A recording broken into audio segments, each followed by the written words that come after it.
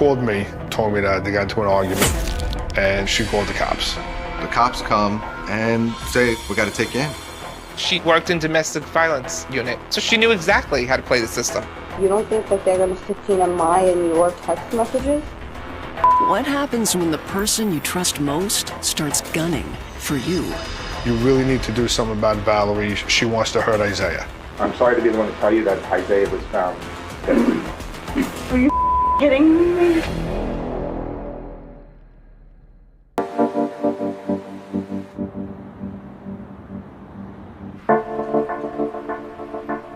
I always had hopes of having a family. That was like the biggest thing in the world to me. I wanted to be a dad. I wanted to be a husband, and I just wanted to have everything that, you know, a good guy would want out of life.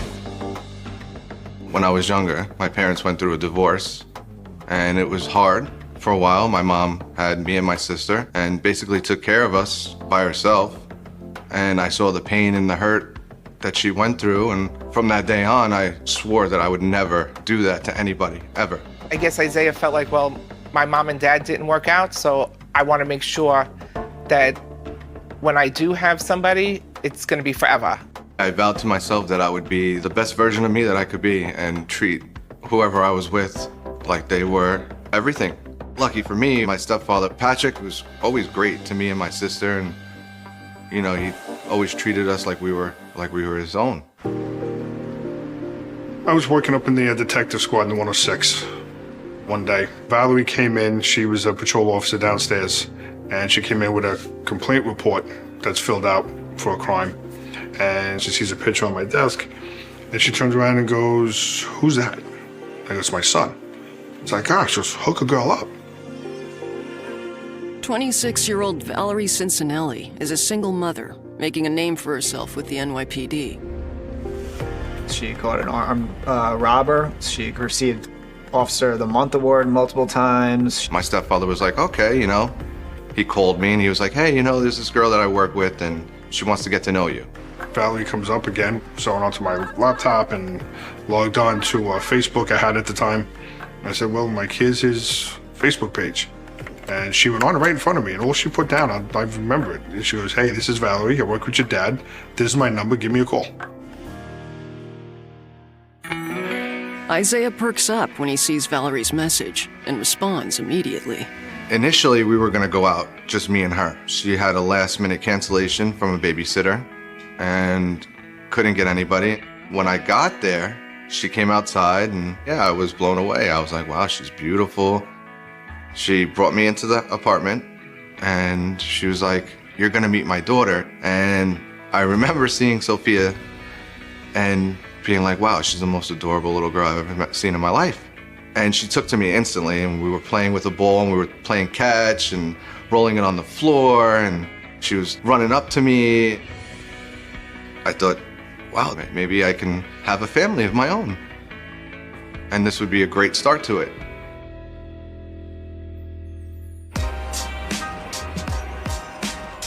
And then we set up our second date. I met her at a bar, and I met her friends, and her friends liked me, and they were like, yeah, he's great, he's so nice, and I think he'll be good for you. We were outside in front of the bar, and she kissed me. And it was a very long and sensual kiss, and we basically lost in each other.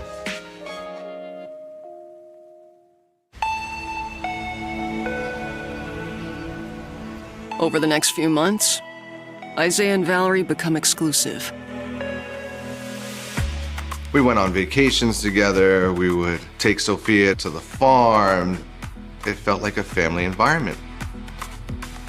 Valerie was very loving and would call me 100 times a day and tell me I love you or I miss you.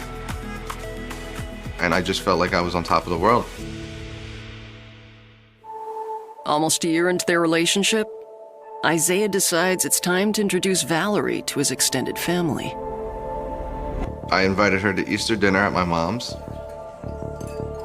He goes, I think I really love her, Ma. You know, this is great. I found the perfect person. And I'm like, I'm happy for you. I think that's great. Don't rush into this. And he's like, no, I know. But Ma, I'm telling you, this is it. When we arrived, Valerie, instantly you could tell that there was something off. Isaiah was very close with his cousin, Christina. My cousin would watch us when my mom was working, me and my sister. I was very close to this cousin. She was kind of like a second mom to me. Any girl that Isaiah has ever dated, he's always said, just wait until you meet my cousin. She's the one you've got to get past because she's kind of hard to please. Valerie didn't like that when it came time to meeting her. Christina comes into the house and she says hello to everybody, and she was very polite. Valerie didn't say anything to Christina. She totally ignored her. I'm standing in the kitchen and I'm preparing things and making stuff. And all of a sudden, Christina comes into the kitchen and she turns around and she goes, "Are you kidding me?" And I said, "What's the matter?" She goes, "Is that chick for real? She is the rudest thing I've ever met." Valerie overheard her. So Valerie comes into the kitchen and it was like the biggest fight ever. All of a sudden, Valerie just starts screaming at the top of her lungs at my niece. I can't even say the stuff she said. Who does that? Who reacts that way at a family party with people you don't know? I felt like it was just okay, she's jealous kind of a person. I was like, that's a side of her that I'd never seen before. I basically just brushed it to the side and we spoke about it and she apologized. You know, she offended me and I was like, okay, well, move on from this. And things got, you know, even more serious between me and her. My friend Michelle just wrote, "Happy birthday, I love you," on Facebook or something. And Valerie freaked out on me, thought I was cheating on her. I was like, no, it's not even like that. She's my best friend's wife. And she didn't want to hear it. And she said it's either me or them. My brother had so many friends and he stopped talking to all of them when he started dating her.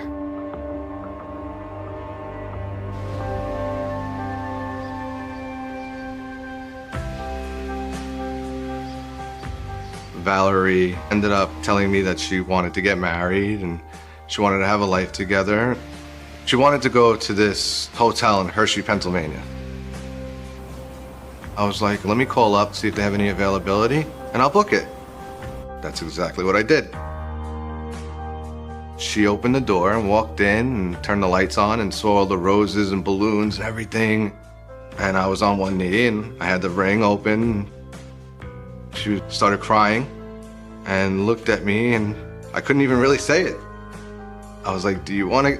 And she was like, "Yes," before I even finished the sentence. And she hugged me, kissed me, and it was a predominant moment in my life.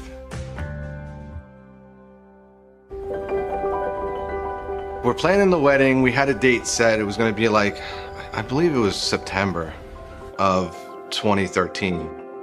And during that time, it was around Valentine's Day. Me and her went out. She loved Mexican food. So I took her to a really nice Mexican restaurant and we got a little drunk, not gonna lie. And we had a great time. We got back home to the house and spent the night. And then all of a sudden, a week later, she's like, "Hey, I'm pregnant." I was excited, nervous. I couldn't believe that I was gonna have a baby of my own. The wedding is postponed as the couple prepare for the baby. And the doctor proceeded to tell her that it was a boy. The baby was thriving. I was excited. I was overjoyed. I was just overcome with a rush of emotions. They decide to call their new son Salvatore.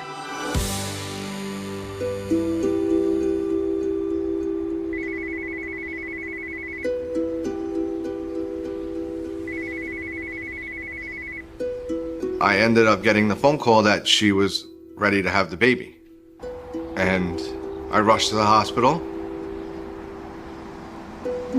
The doctor's like, "Okay, here's the baby, he's coming." And I saw the crowning and I saw his head.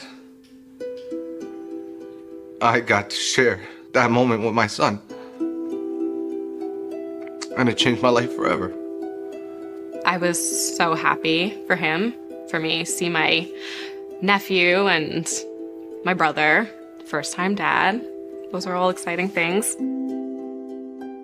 Valerie was not having it. She didn't want anybody there. She didn't speak to anybody. I was like, maybe she'll change. Maybe everything will be fine once we get home, get in the house, and get settled. Everything will be different. It got progressively worse. It was my mom's 50th birthday, and Valerie adamantly said to me, I don't want to go. She's like, you have a newborn, you should stay home. And I'm like, it's my mom's 50th birthday. This is a milestone in her life. I got home and it was like 11:30, and she got into a screaming match with me and freaked out and said, why did you leave me here with our son? And we were screaming and yelling, and I got frustrated and left the room, went downstairs into the basement. So that was the first instance that I had where she called the cops on me. I told my parents and my brother one day she's going to do something really crazy. And everybody used to say, no, she wouldn't. She's a cop. She's a good person. Well, told you.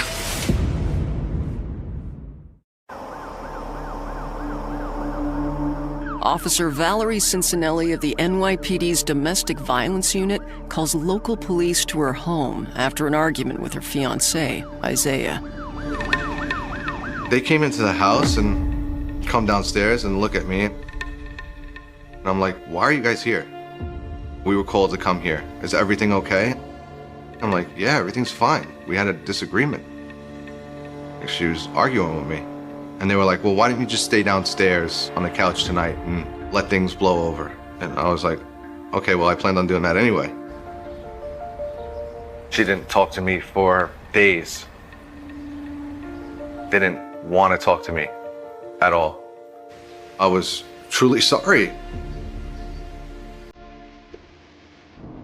Eventually, the couple moves on, continuing with their plans for a beach-themed wedding. It was a beautiful day.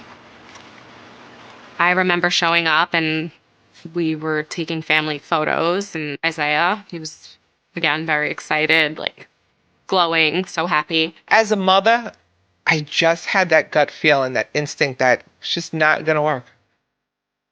One of her uncles came up to me and told me, run. And I'm like, what are you talking about? And this is somebody in her family telling me this. And I still brushed it to the side and paid no mind to it. The honeymoon phase lasted like probably a week and a half to 2 weeks. We didn't even go on a honeymoon. She didn't want to go. We made a decent amount of money from the wedding, and she kept every single dollar of it. So her money was her money and my money was her money. I picked up a second job working on weekends, doing estimates for my cousin's gutter company, and I was bringing home a decent amount of cash on the weekends. All the responsibility of our son was on me. Diaper changes, feeding him, baths, whatever it was, I had to do it. Isaiah is initially successful in placating Valerie, but 3 years into his marriage, he realizes something is terribly wrong. She started to disappear and always said she was working late or always said that she was stuck on a detail. Something in me told me that she's doing something. This is not normal. She has to be cheating on me. There has to be somebody else. I used to fill her car up. One day I took her car and something in me was like, check the car. Just look around the car real quick. And I lifted the floor mat and I found cards. And they didn't say a name on it, but you could tell that they were love cards. I ended up going home and confronting her. And she freaked out and said, those are my friend's cards. She left them in the car and I just put them there so I didn't forget where they were. I just felt like she wasn't being honest with me at all.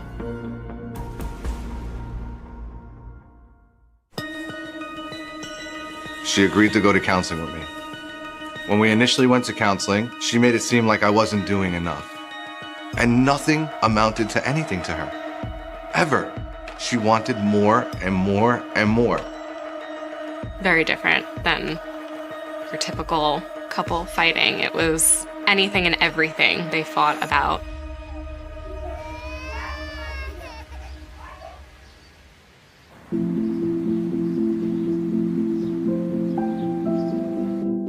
When we went back to the therapist was like, well, why don't you guys go on a vacation or spend some quality time together as a family?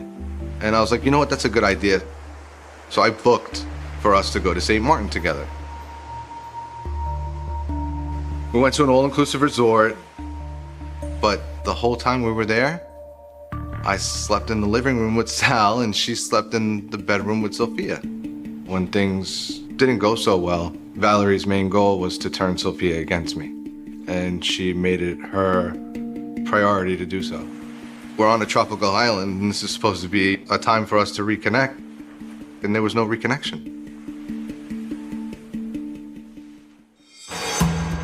The couple returns to Long Island, and when the NYPD throws its annual Christmas party in 2017, Valerie tells Isaiah she's going alone. She went, and around 10 o'clock, she texted me and said, hey, on my way. 10:30 rolls around, 11 o'clock. I'm like, there's no way. Like, it doesn't take that long to leave there.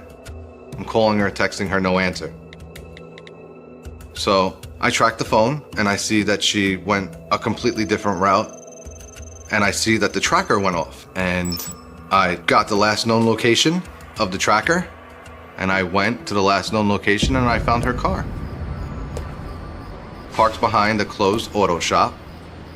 So I proceeded to look around, walk around, look and see if I could find her or see if I could see her in the car with somebody else. She ended up finally coming home and said, oh no, I was dropping a friend off. You're crazy, you're a psychopath. And I was like, there's no way. You never told me about anybody that lived over there. She ended up proceeding upstairs into the bedroom, slammed the door closed and locked it. Now my work clothes were in there. So I'm knocking on the door like, hey, I need my work clothes. She told me that if I didn't stop knocking on the door, she was going to shoot me through the door and make it look like an accident. After that happened, we got into an argument. I confronted her again, and I told her that you're lying to me. I know something's going on. She swore up and down to me again. I don't want nobody but you. You're the only one for me. Okay, well, if you're not lying to me, and nothing happened that night, let me see your phone. If you have nothing to hide, then what's the reason that you can't show it to me? And I went to grab the phone, and she grabbed it, then it fell down and it broke the screen protector. The cops come, and they tell me to wait outside. She talks to them, tells them that she's an officer. She told them that I hit her with a belt and knocked the phone out of her hand. Cops come back outside and say there was a no tolerance for any type of domestic abuse. We got to take you in. They cuffed me and put me in the back of the car and took me to booking and kept me overnight. I felt like an empty shell. I felt broken. I had a big fear that she was going to do everything in her power to make sure that I was basically screwed. NYPD cop Valerie Cincinnelli has just lodged a formal domestic abuse complaint against her husband, Isaiah Carvalho. Isaiah's stepfather, Detective Patrick Roach, is right by his stepson's side when Isaiah faces a judge. When his case got called, the judge just kind of looked at me and he asked, "Is you working the same place?" I said, yes, she works in domestic violence in the next office over from mine. And he's my stepson. And he looked at me and goes, so she knows the system? I said, yes. He goes, okay. And he released him on his own reconnaissance. The judge granted her a temporary restraining order where we could not fight. I could go back home, but I was not allowed to argue, fight, curse at her, or anything. We went to one more session of therapy. And I broke down and cried, and I was like, I'm trying to do everything that you told me to do. I took us on vacation. And the therapist is like, I don't think she's seeing anybody else. I just think that there's some type of block and there's basically nothing you can do. And I cried and she was laughing at me crying because all I wanted was us to stay together. The next day, Isaiah comes home early from work, excited to spend some time with his son. I walk into the house and I'm like, hey Sal, Daddy's home, hey buddy. Because he would usually come running and be like, hey Daddy, be so excited. And nothing. So I'm like, Sophia? Nothing. Valerie appears, and after a heated argument, she tells Isaiah that Sal is at a friend's house, and she's on her way to pick him up. Okay, well, I'll follow you to wherever he is and I'll take him for the day. She got in the car, I followed her a little bit, and all of a sudden, here comes a squad car. And the cops, they told me, well, listen, you know, we had a complaint that you were following her and that she felt threatened, but they ended up arresting me for the second time. But this time, the judge is less lenient. He ended up issuing a full stay-away order of protection. So now not only was I not allowed to go into the house or be with my son, everything that I owned and everything that I had was there. Isaiah moves out and files for divorce, but the consequences are devastating. The law guardian granted her residential custody instead of giving 50-50 custody.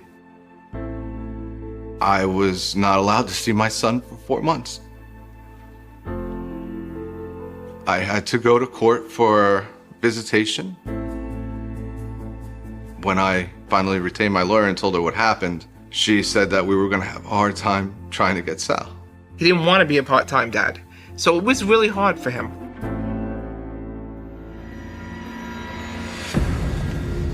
I went to go drop him off one time, bring him back home, and I went with 2 female officers. I go to the door, and Sal's screaming bloody murder. Valerie basically had to rip him out of my arms. She couldn't get him to let go.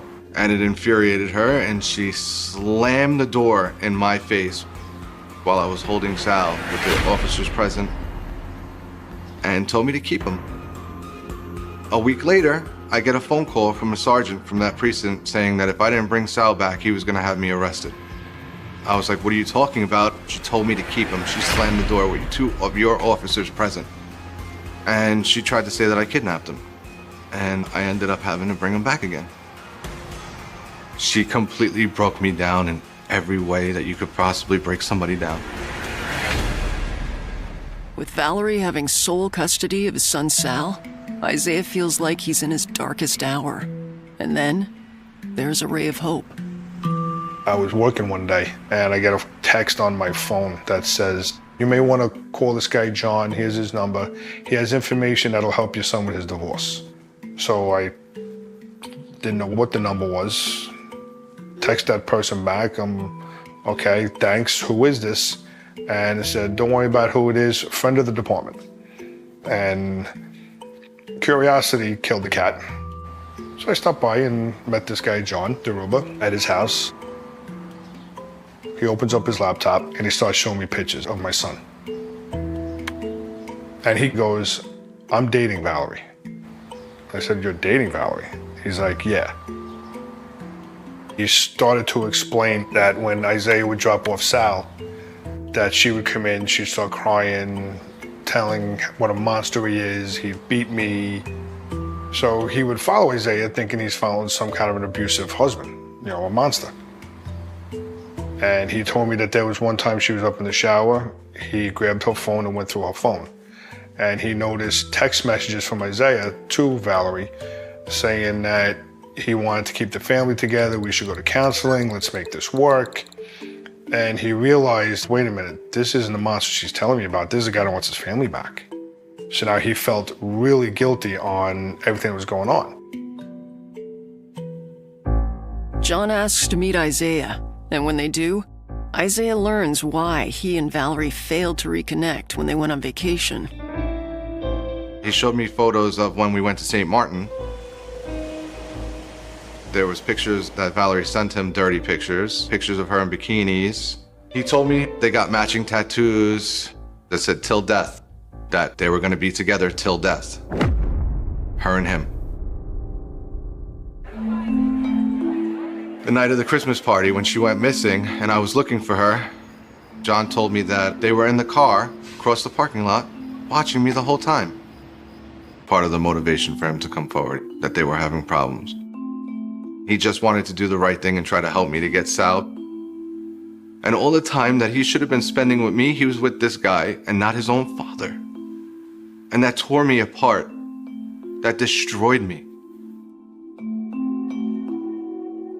Although John promises to help Isaiah get custody of his son, he never delivers. He ended up going back and getting back with her. Valerie had a way about her that made guys fall for her. I don't know how. I don't know why. But she was good at what she was doing. I made an offer for custody of Sal and $50,000 for the renovations I did in the house and the money that I put into the house and the rings back. She declined my offer, and my lawyers proceeded to say, okay, well, if you decline the offer, we're gonna go after everything. I was entitled to her pension, deferred comp, her 401k, the increased value of the house, and when those numbers came back, they were substantially greater than the offer that I had originally presented. She did not take lightly to that because she didn't even want to give me $1. Because, again, her money was her money. Isaiah has no idea just how far Valerie will go to keep her money. I started getting text messages from someone else that was totally out of the blue. You really need to do something about Valerie. She wants to hurt Isaiah. They said, we don't know how to tell you this, but she wants to have you killed. Yeah, I am scared. Detective Patrick Roach has been warned by an anonymous tipster that fellow officer Valerie Cincinnelli intends to harm his stepson, Isaiah. I would get texts that Valerie's getting very frustrated. She doesn't understand how Isaiah is staying 5 steps ahead of her. Isaiah moves in with his parents for protection. He'd always call me when he was on the road, and I'd always give him a different way to go home. He always changed it up. But Isaiah is all alone one morning when an alarming situation arises. All of a sudden, I see this car come speeding down the block and literally skid stop in front of my house. 2 guys in suits get out of the car and tell me that, that they're federal officers and to not run, and I'm scared for my life at this point. And without even preparing me or breaking it to me slowly, they were like, your wife hired a hitman, she wants to have you killed, and we gotta go fake your death right now. I couldn't believe it. I was blown away. I called my stepfather and I told him, listen, there's 2 guys who are posing to be FBI agents. And he's like, wake your mother up, tell her to come downstairs. I started crying and I was like, oh my God, what do you mean, a hit out? Could not believe it. She wants him dead, but she's hiring someone to do it. Was totally shocked. Yeah, I think the girl's crazy, but would have never in a million years thought that she would be capable of wanting to kill somebody. I was like, where's my son? He's at school. There's a FBI agent there, and you're gonna get him later. The FBI learned about the plot to kill Isaiah from a source close to Valerie. John DeRuba came to the FBI with some recordings that he made of Valerie. He also stated to the FBI that she provided him with $7,000 to give to a hitman to make this happen. She wanted me dead because she didn't want me to show up to court. She didn't want me to get any money from her. Valerie also doesn't want to share John DeRuba. She wanted to have John DeRuba's 14-year-old daughter taken out as well. And the reason she said that she wanted to have her taken out was because she was getting in the way. She thought that John was gonna, do everything according to her beck and call, including killing his own daughter because he was that in love with her. I think that if Valerie didn't add his daughter to the list of people she wanted dead, that my son would be dead right now.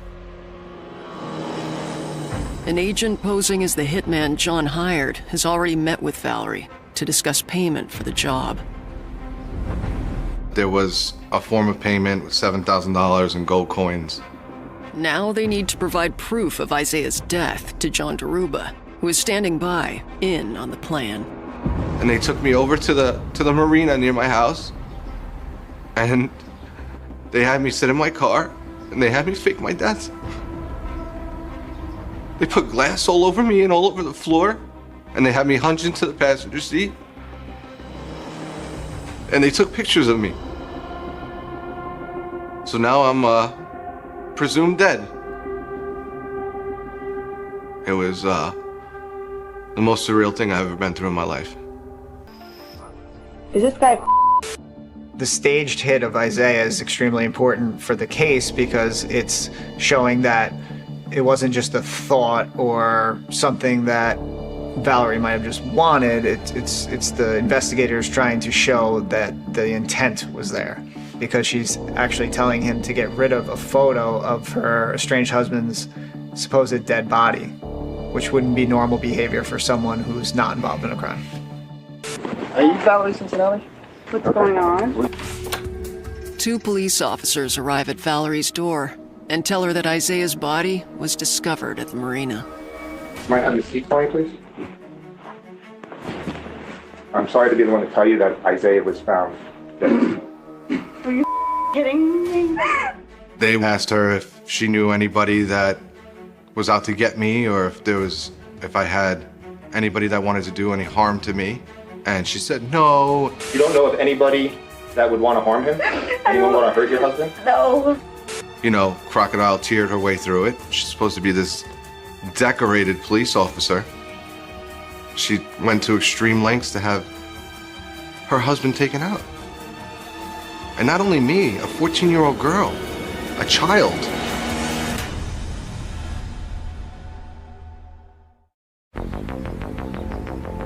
The FBI has just informed Officer Valerie Cincinnati that her husband, Isaiah, is dead. 10 minutes later, my phone starts ringing, my cell, and it's Valerie. And then she text messages me. And it says, Pat, please tell me it's not true. Please tell me it's not true. Oh my God, I have to get Sal from school. Please tell me it's not true. Call me. And she sent me the same message again. What Valerie doesn't know is that her house is surrounded by FBI agents.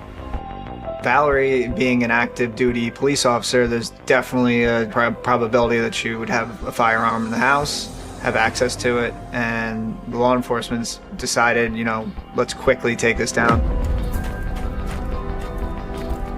Moments later, Valerie's door is broken down, and she's taken into custody. I found out she was arrested when they were guarding me, because they wouldn't release me until they found out that she was picked up and in custody.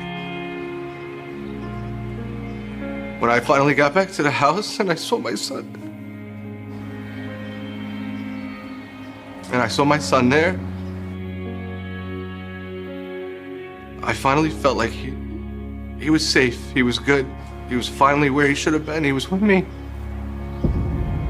He was home.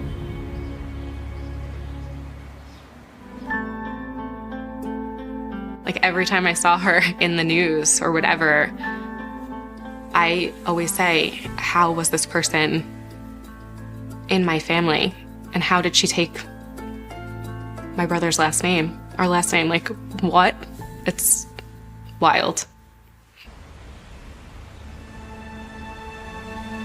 4 weeks later, Valerie and Isaiah face off in court. She screamed out, Isaiah, you know me, I wouldn't do this. I never looked at her eyes. I didn't even look at her or anybody in her family. I had no care to. I didn't even want to be in the same room as her.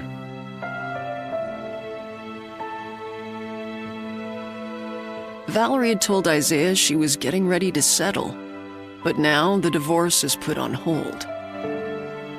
The day when the FBI came, a week later, we were supposed to sign the papers and be done and be divorced. The judge was like, well, now what do we do? We couldn't proceed and finalize everything because now her actions caused, I believe it's called egregious fault, where the severity of what she did causes me to be entitled to even more. And now they want me to wait until she gets out of jail to finalize my divorce. She was planning for me not to be there.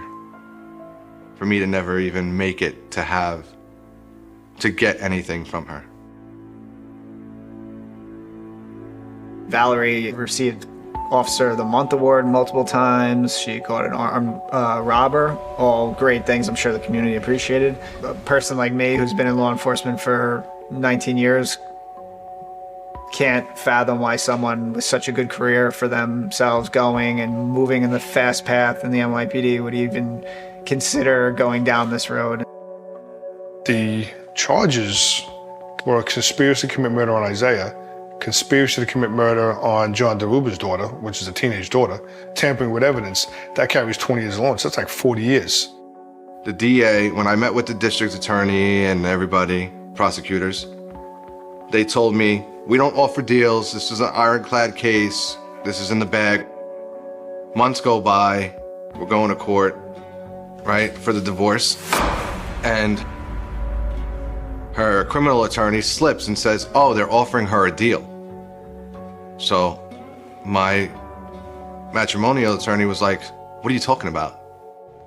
Valerie claims she never paid for a hitman, and the $7,000 she gave John was just a loan to buy gold. And despite the success of the sting operation, the prosecution has no physical evidence to dispute this. Not being able to verify that that money was ever exchanged is a problem. You want to be able to say, okay, on bank records on such and such date, $7,000 was taken out, or even half of that. Fearing there's not enough evidence to prove conspiracy to commit murder, the DA chooses to settle. Valerie took a plea deal for tampering with evidence, and the charges of murder for hire were dismissed. So I'm like, well, what do you mean? I thought you told me that you had everything squared off, everything was set. Like, I had nothing to worry. I don't want that. Prosecutors asked for 60 months. The judge gave Valerie 48 months. It's crazy. You tried to kill my son. You tried to kill somebody else's child. You know, how could you just be in there for 48 months? That's ridiculous. We don't know all the evidence that the FBI had, but obviously the judge does. And the judge said to her, there was no doubt in my mind, you would have saw this through. And I'll never forget this. The U.S. attorney turns around and goes, Your Honor, we offered 5 years. The judge looks at the U.S. attorney and goes, you took this plea. I don't know why you took it. If you would have taken this in a different direction, it would have been a totally different outcome. As far as I'm concerned, the U.S. Attorney's Office really screwed me, my family, and Isaiah being the victim. I feel like they didn't even take into account the victims in this. There's nobody else that's gonna suffer but me and John's daughter. We have to worry every day when she gets out. I don't think Isaiah feels like he's safe. I don't think Isaiah will ever feel like he's safe. I feel like for the rest of his life, he's always gonna feel that way. And the lasting effects of Valerie's crime extend beyond Isaiah to his children. Sophia is with her dad. They didn't want Sal or Sophia seeing each other at all because Sal being so young, they didn't want to, have him really find out too much of what's going on. Right now, it's just a waiting game. I just have to wait and see when she gets out and finalize the divorce and hopefully be able to move on with my son and give him the life that he should always had.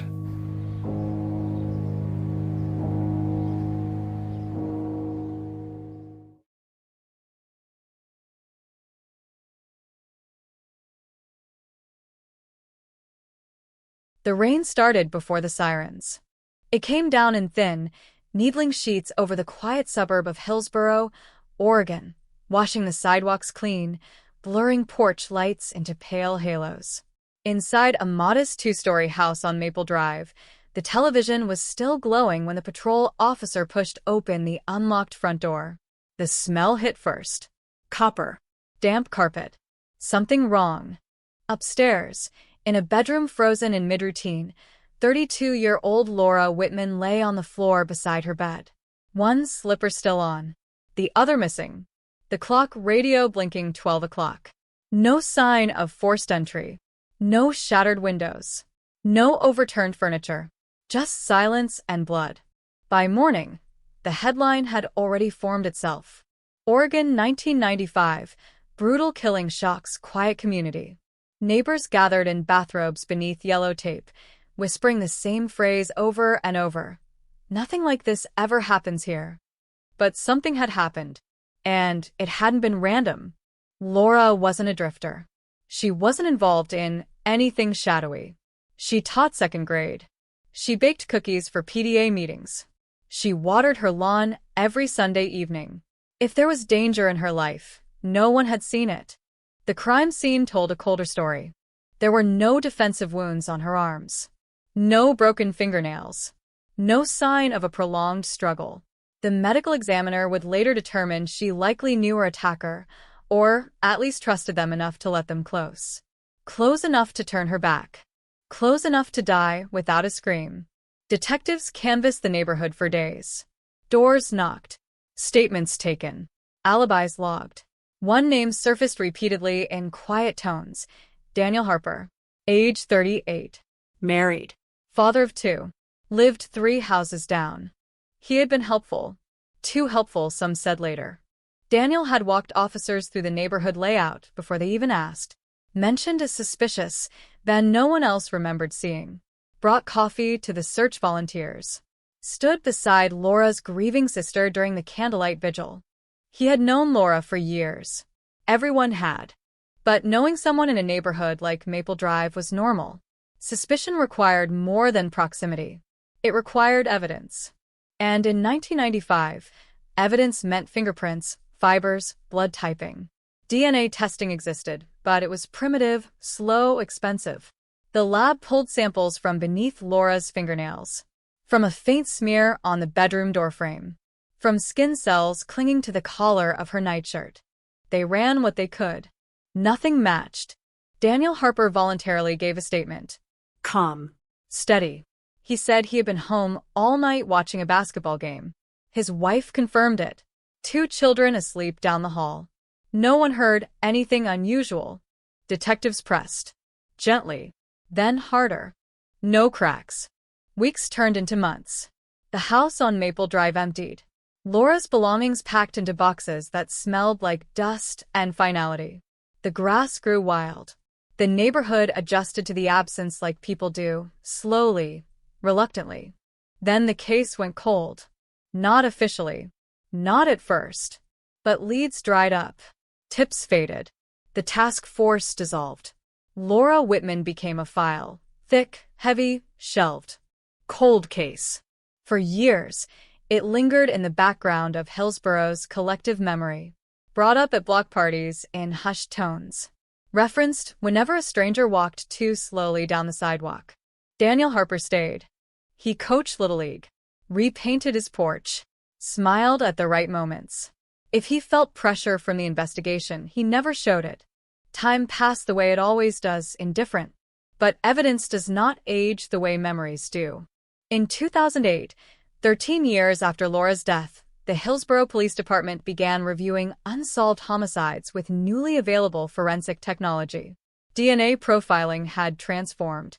What once required large samples could now be drawn from microscopic traces. Laura's case file was pulled from storage. The samples had been preserved, carefully labeled, waiting. Technicians re-examined the skin cells found on her collar. Amplified the genetic material using updated STR analysis. Cleaned up degraded strands. Isolated a profile. This time it was complete. They ran it through Cody's. No hit. The profile belonged to someone who had never been arrested. Never submitted DNA. never been entered into the system. The detectives stared at the printout. A full male profile. Clear. Unmistakable. It had been there all along.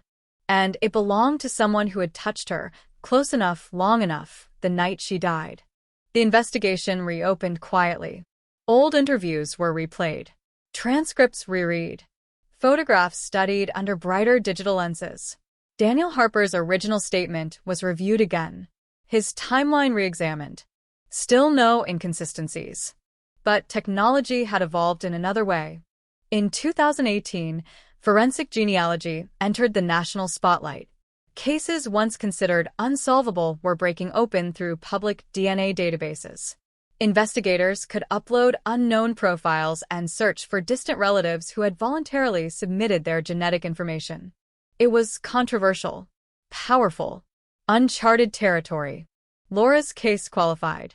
The unknown DNA from her caller was converted into a format compatible with genealogical analysis, uploaded into a public database. Weeks passed. Then a match appeared, not to a suspect, but to a third cousin. A name. A family tree. Branches extending outward like veins. Detectives began building the lineage forward, mapping births, marriages, death certificates, cross-referencing addresses in Oregon during the mid-1990s. One branch led straight back to Maple Drive. Daniel Harper's mother's maiden name aligned with the tree.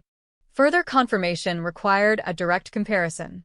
But they couldn't simply knock on his door after 23 years and demand a swab. They needed probable cause. Or something discarded. Something he had thrown away. Surveillance began. Daniel was older now. Hair thinner. Movements slower. Still married. Still living in the same house. Officers followed at a distance. Waited. One morning, he stopped at a gas station off Route 8. Bought a coffee. Drank it halfway. Threw the cup into a trash bin beside the pump. An officer retrieved it minutes later. Inside the lab, technicians swabbed the rim. The comparison took less than a day. The DNA matched. Perfectly. The room went silent when the result appeared on screen. Not because they were shocked, but because the silence carried weight. 23 years of weight. Daniel Harper. The trusted neighbor. The volunteer. The man who brought coffee to search parties. His DNA had been on Laura Whitman's collar the night she died. Detectives moved carefully. Re-interviewed former witnesses. Located Daniel's wife. She admitted that on the night of the murder, Daniel had stepped out briefly, something she hadn't mentioned before because it had seemed insignificant. He said he needed air. That he couldn't sleep. That gap in time had never been scrutinized deeply. Until now. An arrest warrant was issued on a gray February morning in 2019. Officers approached the same house they had visited countless times in the 1990s, this time not as neighbors seeking cooperation, but as agents of reckoning. Daniel answered the door. For a moment, he looked confused. Then he saw the cuffs. And something shifted in his expression. Not surprise, not outrage, but recognition. As if he had been waiting for this knock for decades. The headline changed overnight. Oregon 1995 cold case solved. DNA breakthrough exposes trusted neighbor. But the story was far from over. Because even with DNA, even with a match, even with 23 years of silence finally broken, one question still echoed through Hillsborough, like the rain that fell the night Laura died. Why? And in the courtroom that would follow, the answer would prove more unsettling than anyone imagined. He didn't resist when they cuffed him. No shouting. No pleas.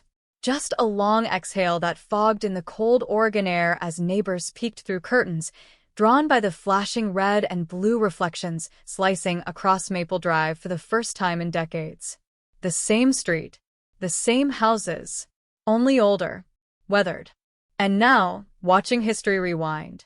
Inside the interrogation room, Daniel Harper sat with his hands folded on the metal table. He asked for water. He did not ask for a lawyer. Not at first. Detectives placed the evidence in front of him carefully, methodically, like laying out relics from a sealed tomb. Photographs from 1995. The lab report from 2018. The DNA match confirmation. the coffee cup from the gas station. He stared at the images without touching them. "This is your DNA," one detective said, voice steady. "On Laura Whitman's collar. The night she was killed." A pause. Long enough to feel deliberate. Daniel blinked once. Twice. Then he leaned back in his chair. "That doesn't mean I killed her." The words were measured, practiced almost, as if rehearsed silently for years. He claimed he had hugged her once that week. A neighborly gesture. A friendly goodbye after helping fix a loose porch railing.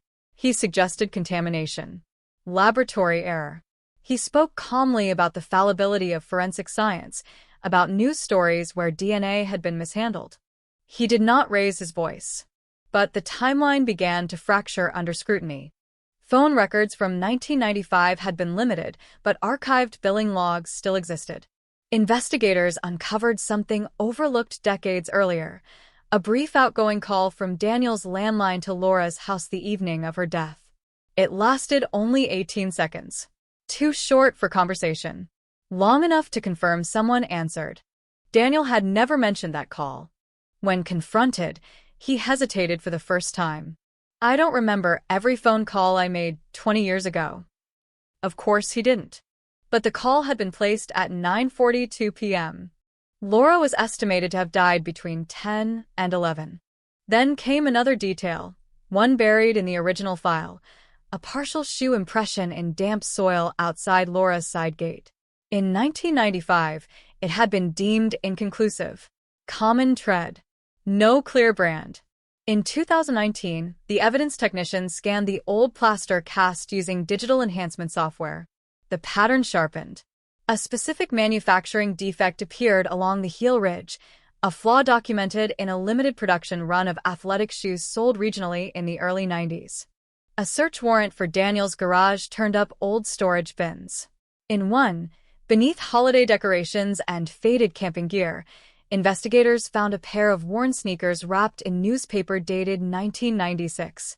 The heel matched perfectly. When confronted again, Daniel's composure thinned. Not shattered, but thinned.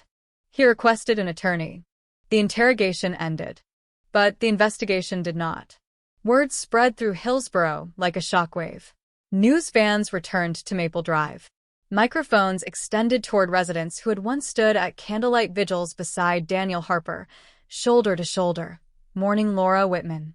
"I never would have guessed," one neighbor said, eyes glassy under camera lights. "He was always there. Always helpful." That word again. Helpful. Prosecutors began assembling a case built not on confession but on accumulation. DNA. Phone records. Shoe print. A re-evaluated witness statement from a paperboy who, in 1995, claimed he saw a man walking briskly away from Laura's house around 10:15 p.m. At the time, the description had been too vague. Now, shown a photo lineup aged to reflect 1995 appearances, he pointed to Daniel. "I think that's him," the man said, uncertainty trembling in his voice. "I can't be 100%, but I think that's him." Defense attorneys seized on that hesitation immediately. Memory, decay, suggestibility. The dangers of retrospective identification after 2 decades of media exposure. Then came the bombshell the defense did not expect. Forensic reanalysis of Laura's fingernail scrapings revealed a second, partial DNA contributor. Female. Degraded but present. It had gone undetected with earlier technology.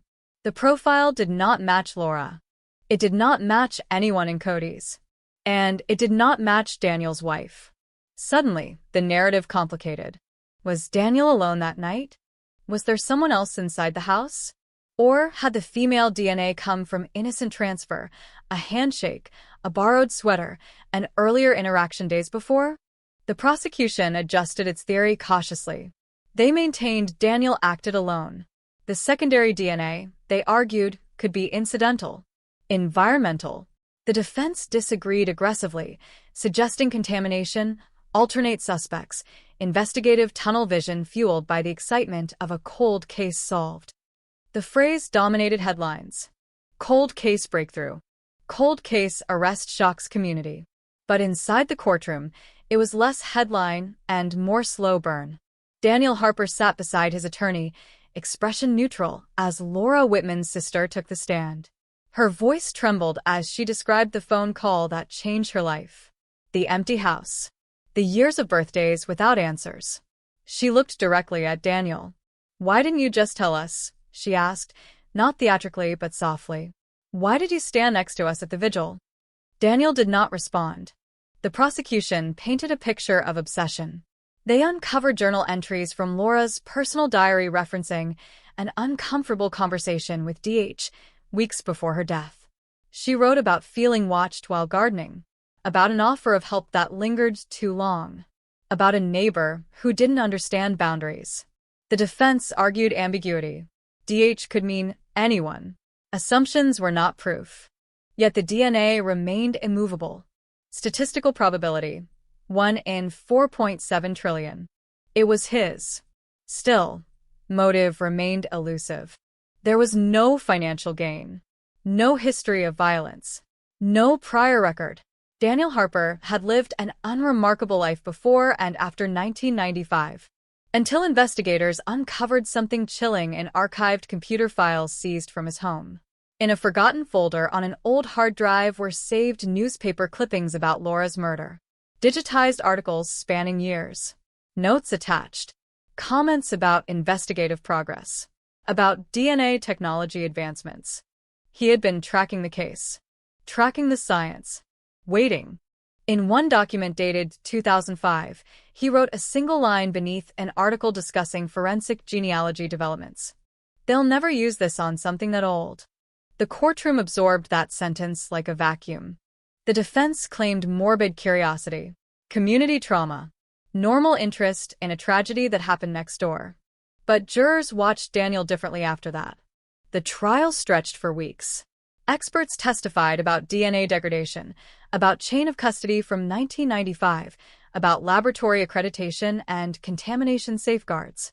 The defense attempted to undermine every step, suggesting that the preservation of evidence across decades created opportunities for error. Yet each expert reaffirmed the same conclusion. The DNA on Laura's collar came from Daniel Harper, and it was deposited through direct physical contact. Intimate contact. The prosecution reconstructed the night with precision. The 18-second phone call, the brief exit from his house confirmed by his wife, the shoe print in wet soil, the lack of forced entry, the absence of defensive wounds suggesting familiarity. They argued he called to confirm she was home, walked the short distance in the rain, knocked. She opened the door, trusted him. Something escalated inside that bedroom. Something fast. Something fatal. The defense offered no alternate suspect. Only doubt.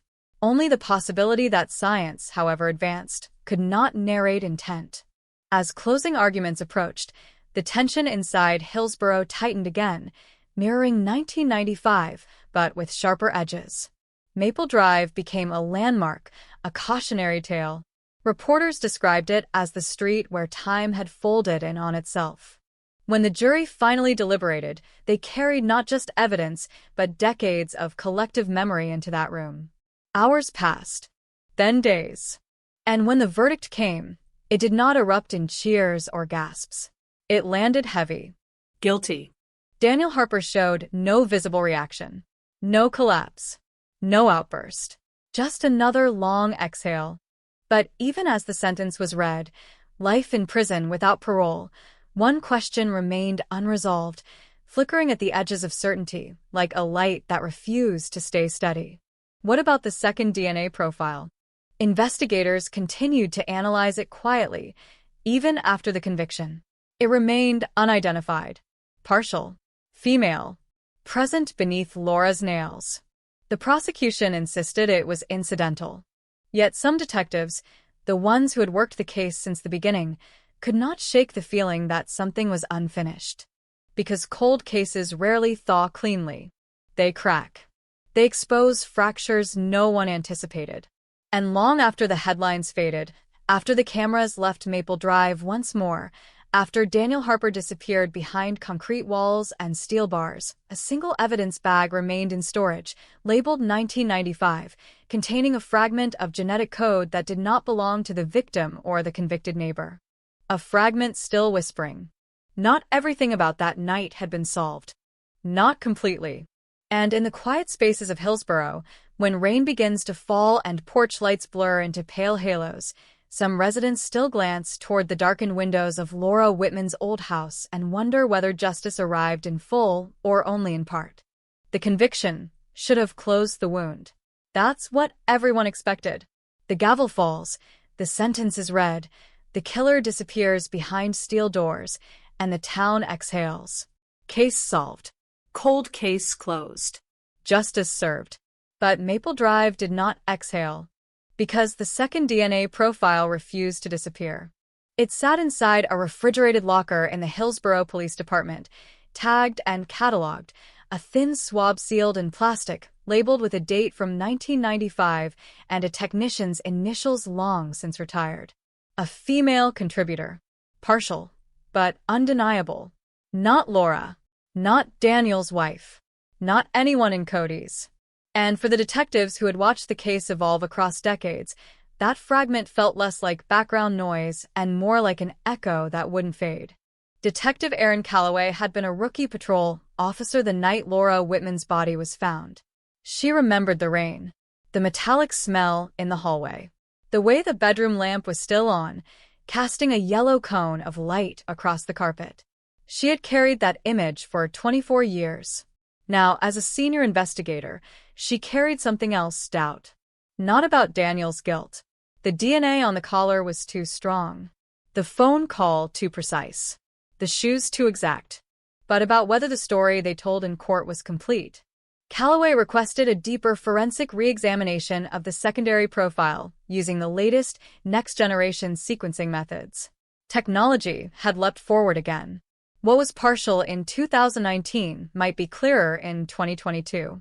Labs could now extract data from fragments once considered unusable, mapping genetic markers with far greater resolution. The results came back with cautious optimism. The profile sharpened, not full, not pristine, but enough to suggest familial searching might yield something. This time, investigators didn't publicize it. There were no press releases. No headlines. The community believed the nightmare was over. Reopening anything risked destabilizing the fragile peace that had settled after the verdict. The profile was uploaded quietly to a genealogical database that permitted law enforcement access for violent crime investigations. Weeks passed. Then a notification appeared. A distant relative match. Estimated third to fourth cousin. Female line. The surname attached to the match made Calloway's stomach tighten. Whitman. Not Laura's immediate family, but connected through marriage generations back. The possibility struck like cold water. What if the second DNA contributor was not an accomplice, but a relative? Someone who had been in the house recently. Someone whose genetic material lingered innocently. Investigators mapped the family tree carefully. One name surfaced repeatedly within geographic proximity in 1995, Megan Whitman. Age 19 at the time. Laura's husband's niece by marriage. She had lived in Portland then, attending community college. According to archived statements, she had visited Laura occasionally. In the original case file, Megan had been interviewed once. Briefly. She said she hadn't seen Laura in weeks. Her alibi placed her at a friend's apartment the night of the murder. It had never been deeply scrutinized. She wasn't considered a suspect. There was no reason to. Until now. Calloway reviewed the transcript from 1995. Megan's answers were short. Nervous. She mentioned that Laura had seemed stressed lately. That she had argued with someone, but didn't specify who. The interviewing detective had not pressed. In 2022, Megan Whitman was 46 years old, living in Salem, working as a dental hygienist. No criminal record. Married. 2 children. Detectives approached carefully, framing the contact as follow-up on forensic advancements. Megan agreed to speak voluntarily. She looked startled when told her DNA might have been present under Laura's fingernails. That's impossible, she said immediately. I hadn't seen her in weeks. Her composure faltered slightly when Calloway mentioned the genealogical match. You're saying I'm related to something found at the crime scene? The wording was precise. She never asked what kind of sample. Never expressed confusion about how DNA could end up beneath fingernails, specifically. When asked again about her last visit to Laura's house, Megan hesitated. It might have been closer to that week, she admitted. I don't remember exactly. It was a long time ago. Investigators requested a voluntary DNA sample for elimination purposes. She declined. Politely. Firmly. Without a warrant, they could not compel it, and probable cause was thin. Familial DNA linkage was not proof of presence at a crime scene. It only suggested genetic similarity.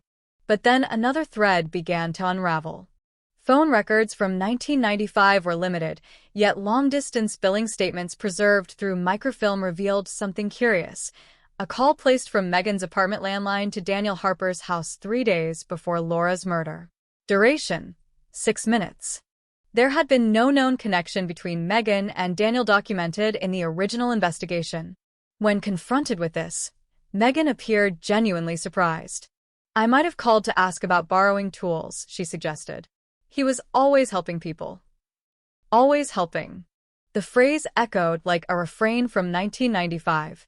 Daniel Harper, now incarcerated at Oregon State Penitentiary, had refused all interview requests since his conviction.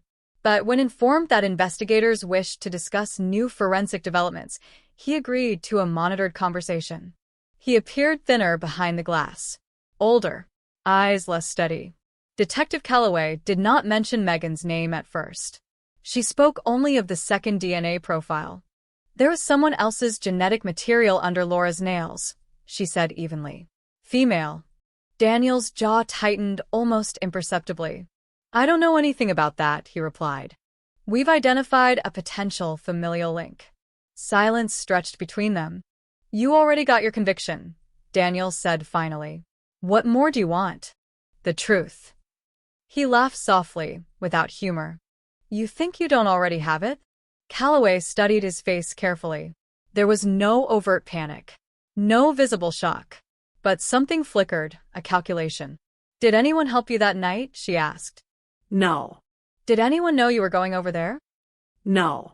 Did you speak to Megan Whitman before Laura died? The name landed like a dropped object in a quiet room. Daniel's expression changed. Not dramatically, but enough. I want my lawyer. The interview ended. Back in Hillsborough, rumors began to circulate despite official silence. Someone had seen detectives speaking to a woman in Salem. A courthouse clerk mentioned sealed documents related to forensic follow-up. Online forums speculated about accomplices, about family conspiracies, about secret relationships hidden beneath suburban normalcy. The prosecution's narrative had been simple. Neighbor obsessed, neighbor kills, neighbor caught decades later by DNA breakthrough. But reality rarely obeys simplicity. Investigators obtained a warrant for Megan's discarded DNA after surveillance documented her throwing away a coffee cup outside her workplace. The lab comparison took 3 days. When the results came in, Calloway read them twice to ensure accuracy. The partial profile under Laura Whitman's fingernails was consistent with Megan Whitman's DNA. Not contamination. Not coincidence. Direct contact. Under the victim's nails, suggested struggle. Suggested she had clawed at someone. The implications were explosive. If Megan had been present during the attack, why had she never disclosed it? Why had Daniel remained silent? Was she an accomplice? A witness? Or something more complex? Investigators re-examined the autopsy report with fresh eyes.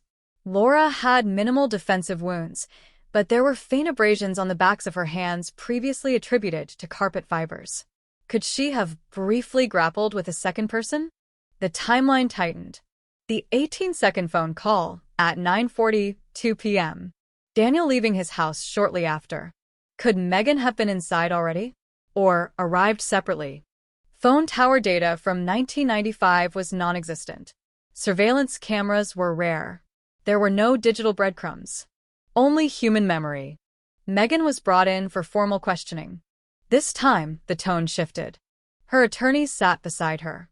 When confronted with the DNA match, Megan went pale. "I didn't kill her," she said immediately, voice shaking.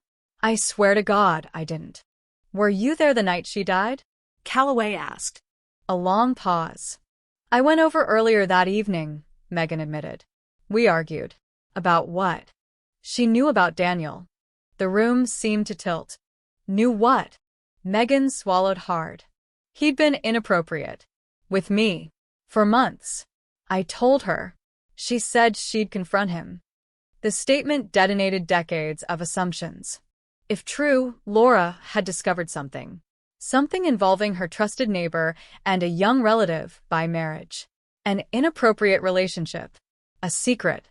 "You were 19, Calloway said quietly. "I was stupid," Megan replied, tears forming. "I didn't know how to stop it." According to Megan's account, she went to Laura's house to confess everything. Laura was furious. Not at Megan, but at Daniel. She said she would handle it. Megan left before 9:30 p.m., shaken. "Did you see Daniel that night?" Calloway asked. "No." "Did you return later?" "No." "Why is your DNA under her fingernails?" "I don't know," Megan whispered. "Maybe when she grabbed my hands while we were arguing." She was emotional. The possibility aligned with forensic logic.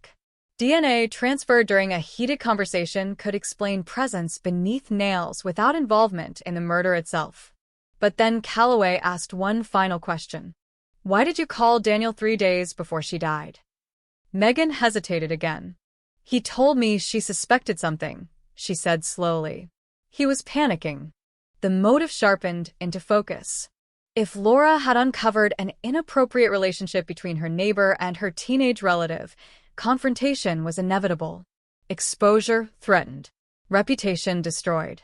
Family fractured. Daniel Harper had everything to lose. The theory reassembled itself, more intricate now. More disturbing. Megan's presence that evening explained the secondary DNA. The argument explained Laura's stress in her diary. Daniel's 18-second call confirmed she was home. His brief disappearance from his own house fit the timeline of confrontation escalating into violence. But one detail remained unresolved. If Laura had already confronted Megan earlier, why did Daniel need to call at 9:42? What changed in those final 90 minutes? Investigators returned to Daniel for another interview, armed with Megan's statement. This time, he did not request a lawyer immediately. "You dragged her into this?" he asked bitterly. "She was already in it," Calloway replied. Daniel stared at the table for a long moment. "She wasn't supposed to be there," he said quietly. The first crack. "She told Laura," he continued, voice low. "I found out. I went over to talk. That's all." To talk. She was threatening to go to the police. To my wife. To everyone. And then, silence. She wouldn't listen. The confession did not come cleanly. It leaked. Fragmented. He described shouting. Laura pushing him toward the door. Him grabbing her arm. She clawed at him. He shoved her. She fell. Hit the bed frame. He insisted he hadn't meant to kill her. But the autopsy had documented more than a fall. Strangulation marks. When confronted with that, Daniel's composure shattered for the first time. "She kept screaming," he said hoarsely. "I just wanted her to stop." The room felt smaller. The rain outside the station windows began to fall again, thin and needling, just like 1995. The truth, it seemed, had never been simple neighbor violence. It was secrecy. Shame. Fear of exposure. A chain reaction set off by confession and confrontation. Megan Whitman was not charged. Evidence supported her presence earlier that evening, but not during the fatal assault. The DNA under Laura's nails likely came from their argument, not from the killing itself. Yet the revelation changed everything. Laura Whitman had died not randomly, not silently, but because she chose to confront something wrong. Because she refused to ignore it. And Daniel Harper had killed to protect a lie. Maple Drive absorbed the new information with a deeper, heavier shock than the original conviction. The trusted neighbor narrative was terrible enough. But the added layer, The exploitation of a 19-year-old relative, the chain of silence, the decades of hidden truth, left a darker stain. The case file, once stamped closed, was amended with supplemental findings. Not a new cold case, but a colder truth beneath it. And when residents look back now, they no longer see just the rain-soaked night of 1995 or the triumphant headline of a DNA breakthrough decades later. They see something more unsettling. That evil did not arrive from outside the neighborhood. It lived there, smiled there, brought coffee to vigils, and waited 23 years for science to catch up. The new confession did not bring relief. It brought a different kind of silence, heavier, more corrosive, the kind that seeps into floorboards and lingers in the walls long after the headlines fade. Because Daniel Harper's revised statement, partial, defensive, self-serving, changed the emotional geometry of the crime. It wasn't just a killing now. It was exposure, manipulation, a secret festering beneath suburban routine, a confrontation that spiraled into violence not by accident, but by desperation. And yet, even with the confession, something about that night still resisted perfect alignment. Detective Aaron Calloway sat alone in the evidence review room weeks after Daniel's second interview, replaying the audio through headphones. His breathing patterns, the pauses between answers, the way his voice tightened when Megan's name surfaced, the way he described the shove, as if it were a single, tragic motion. But the autopsy photos told a different story. Laura Whitman had bruising along both sides of her neck. Symmetrical, sustained pressure. Not a reflexive grab to silence a scream, but force held long enough to end a life. The medical examiner in 1995 had ruled it manual strangulation. Not impact trauma. Not an accidental fall. Calloway rewound Daniel's words again. She kept screaming. I just wanted her to stop. It wasn't a loss of balance. It was a decision. The prosecution had already secured a life sentence. Legally, the case was complete. But emotionally, the details mattered. They always did. Because the difference between manslaughter and murder isn't just legal language, it's intent. It's duration. It's what happens in the seconds after someone realizes they are hurting another human being and chooses not to let go. And Daniel had held on. Meanwhile, Megan Whitman tried to disappear back into her life in Salem. But disappearance is difficult in the age of digital memory. Once her connection to the case leaked, and it did leak, her name began appearing in online forums and archived comment sections. Speculation bloomed unchecked. Conspiracy theories twisted facts into darker shapes. Some accused her of complicity. Others painted her as a silent partner. A few understood what the investigators now believed, that she had been manipulated by a man nearly 20 years older, groomed under the camouflage of neighborly trust. But public judgment rarely respects nuance. She resigned from her job within a month. In Hillsborough, Laura Whitman's sister requested a meeting with Detective Calloway. Not for new evidence, not for updates, but for clarity. They met in a small conference room overlooking the same parking lot where patrol cars had idled the night of the arrest. Laura's sister looked older than her years. Grief does that, stretches time unevenly across the face. Did she know? She asked quietly. Did Laura know how dangerous he was? Calloway answered carefully. She knew something was wrong. She confronted it. The sister closed her eyes briefly. She always did that. Even when we were kids. She couldn't let things sit if they weren't right. That truth reframed the entire tragedy. Laura Whitman hadn't stumbled into danger unknowingly. She had stepped toward it deliberately, believing that confrontation would bring resolution, believing that decency would prevail. Instead, it triggered violence. The supplemental investigation uncovered another unsettling detail buried in archived materials. In the months leading up to Laura's death, Daniel Harper had purchased a prepaid phone card using cash. At the time, it seemed irrelevant. Countless people did the same. But cross-referenced against Megan's phone records, several brief calls connected through untraceable lines. Secret communication. Calculated risk. The narrative solidified. Daniel's relationship with Megan was not impulsive or brief. It was sustained. hidden, carefully managed. When Laura discovered it, exposure threatened not only his marriage but his identity within the community. The helpful neighbor, the Little League coach, the reliable friend. The mask mattered to him. And on the night of October 14th, 1995, when he made that 18-second call to confirm Laura was home, he wasn't going to apologize. He was going to contain the damage. Calloway visited Maple Drive one evening near the anniversary of the murder. The current homeowners had repainted the exterior. New shrubs lined the walkway. Children's bicycles leaned against the garage. The house no longer resembled the crime scene photos, but the layout remained unchanged. She stood across the street and watched the porch light flicker on automatically at dusk. In 1995, Laura had likely done the same. Turn the knob. Let the light spill onto the walkway. A signal of safety. Daniel would have walked only 30 yards from his own front door. 30 yards between ordinary life and irreversible violence. The case file now included over 2,000 pages, original reports, forensic advancements, genealogical charts, confession transcripts. It told a story of evolving science, of persistence, of a cold case thawed by DNA breakthrough. But it also told a quieter story about how proximity breeds vulnerability. Laura did not fear her neighbor.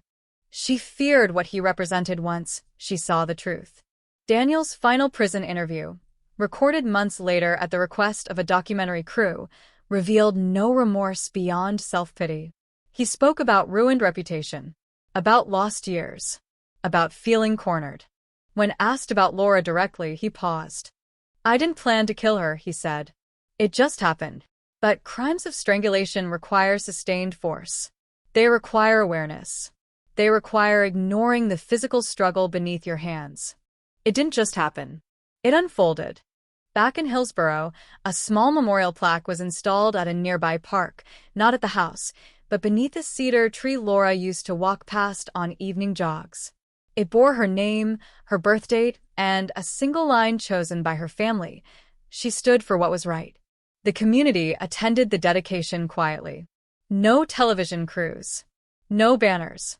Just neighbors, some of whom had once doubted, some who had defended Daniel before the DNA proved otherwise. Time had rearranged loyalties. As years continue to move forward, Maple Drive functions again as a normal street. Lawns are trimmed, packages delivered. Children grow up unaware of the weight their pavement carries. But those who remember still glance at that 30-yard stretch between the Harper house and where Laura once lived. They see more than distance. They see the anatomy of a cold case, how secrets ferment, how science waits patiently, how truth can remain suspended for decades before dropping with undeniable force. They remember the headline that once roared across screens: Oregon 1995 cold case solved. DNA breakthrough exposes trusted neighbor. Solved, yes. But resolution is not the same as erasure. Because the real shock wasn't just that a killer lived among them. It was that he thrived there, participated in potlucks, helped string Christmas lights, held doors open, all while carrying the memory of what his hands had done in a quiet bedroom while rain tapped against the windows. And perhaps that is what unsettles Hillsborough most even now, not the violence itself, but the ordinariness surrounding it. The way evil did not announce its arrival. It simply walked next door. Years after the verdict, when the media trucks were gone and the courtroom benches no longer creaked beneath reporters leaning forward for soundbites, the case settled into a quieter phase, the kind that never makes headlines, the kind that doesn't fit neatly into cold case solved banners. It became a study, a cautionary tale passed through police academies and forensic conferences. A reminder that science waits and memory decays, and truth can survive longer than lies if preserved carefully enough. But for those who lived on Maple Drive, the case never turned academic. It lingered in small ways. A hesitation before answering the door at night, a glance at a neighbor's window, and the unsettling awareness that familiarity proves nothing. The narrative had crystallized publicly: DNA breakthrough, trusted neighbor exposed, confessions secured, life sentence imposed. Yet Detective Aaron Calloway knew something few outside the investigative circle fully grasped: how fragile that breakthrough had been. If the evidence had not been preserved correctly in 1995, the collar fibers stored in climate-controlled packaging instead of cardboard, the fingernail scrapings sealed and catalogued despite limited testing capabilities at the time, none of it would have survived long enough for science to catch up. The case hinged on restraint, on technicians decades earlier who had chosen not to discard inconclusive samples. Cold cases are rarely cracked by brilliance alone. They're cracked by patience. In the years following Daniel Harper's incarceration, appeals began as expected. His defense team challenged the admissibility of genealogical database usage, argued constitutional overreach, claimed improper jury influence due to media coverage. Each appeal was reviewed meticulously. Each was denied. The courts upheld the conviction, citing overwhelming forensic evidence and corroborating circumstantial support. But appeals are not just legal maneuvers. They reopen emotional scars.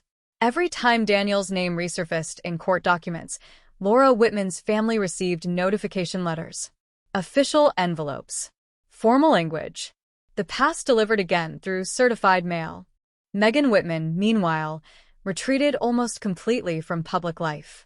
After investigators confirmed she would not face charges, she issued a brief statement through an attorney acknowledging an inappropriate relationship and expressing regret for not coming forward sooner. She described feeling manipulated and ashamed at 19, frightened of destroying her family's stability. The statement did little to quiet speculation. In quiet moments, Calloway wondered what might have changed had Megan spoken openly in 1995. Would Laura still be alive? Would Daniel have been exposed before violence escalated? Or would denial and disbelief have protected him anyway? The truth is uncomfortable. Communities resist narratives that disrupt normalcy. The image of the helpful neighbor is easier to accept than the possibility of exploitation hiding in plain sight. And Daniel had hidden well. Prison records indicated he maintained good behavior. No violent incidents. Minimal disciplinary reports. He worked in the library. Read extensively about forensic science and criminal law. Requested case transcripts frequently. He never expressed remorse directly for Laura's death, only for the misunderstanding that had spiraled.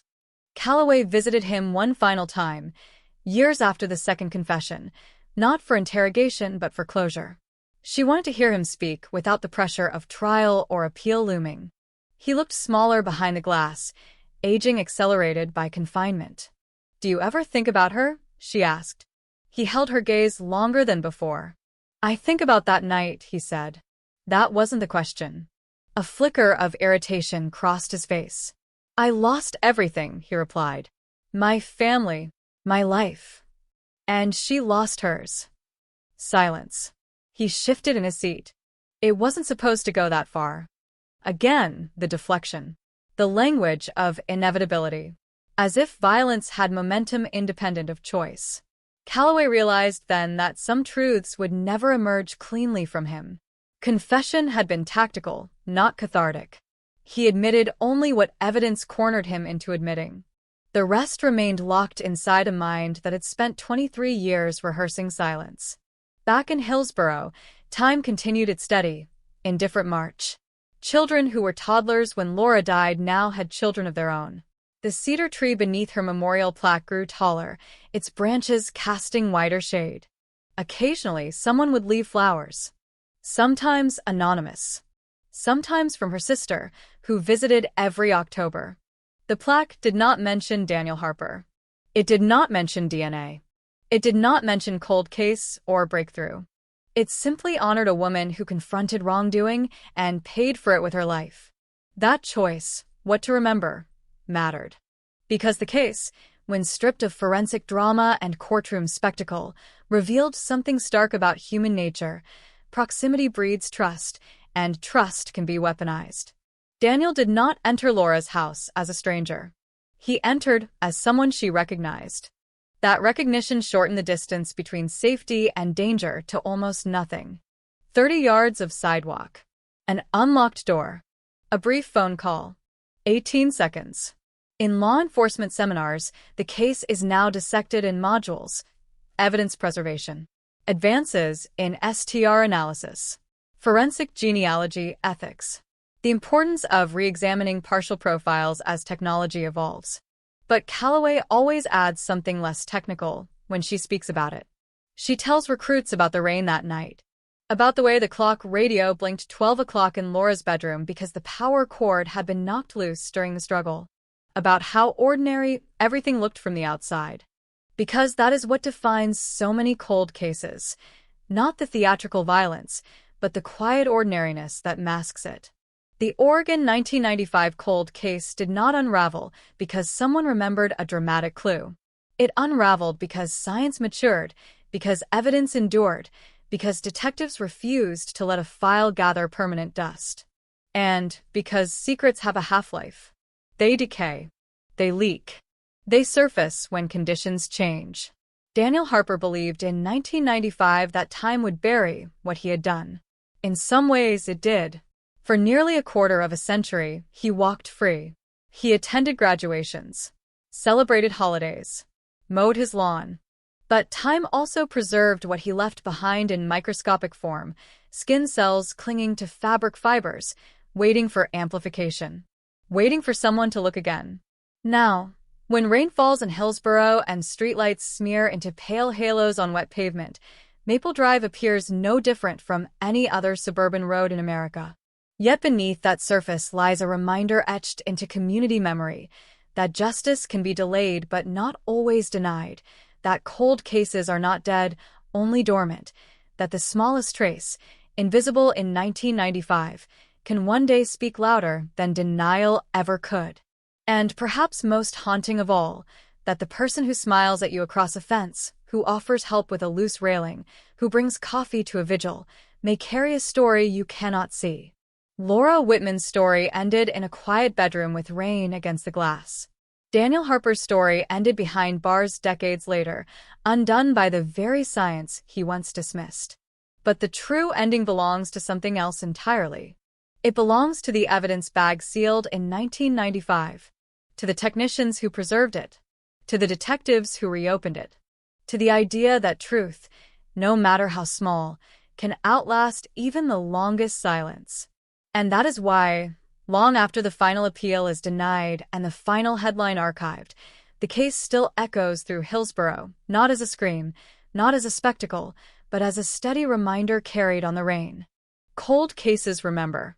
Even after the lectures, after the seminars, after the case became a polished example of forensic perseverance, there were nights when Detective Aaron Calloway would wake up at 2:17 a.m. for no clear reason and see the bedroom exactly as it had been in 1995. The lamp tipped sideways, the carpet darkened, the rain moving in thin silver lines across the window. Some cases close on paper. Some close in court. Very few close in the mind. The Oregon 1995 cold case had become a triumph of DNA science, a headline-worthy breakthrough, a textbook demonstration of genealogical tracing. But beneath the professional pride lay something more unsettling: how long Daniel Harper had succeeded. 23 years. That number carried weight. 23 Christmas mornings. 23 anniversaries. 23 times Laura's sister drove past the house wondering if someone knew something and simply hadn't spoken. Daniel had known. And he had slept. Psychologists later reviewed his behavior pattern for academic study. How does someone commit a murder fueled by panic and then resume domestic routine with such precision? The answer wasn't cinematic. It wasn't monstrous in the way horror films portray evil. It was compartmentalization. Daniel did not wake each morning thinking, "I am a killer." He woke thinking, "I must maintain normalcy." The mask became habit. The habit became identity.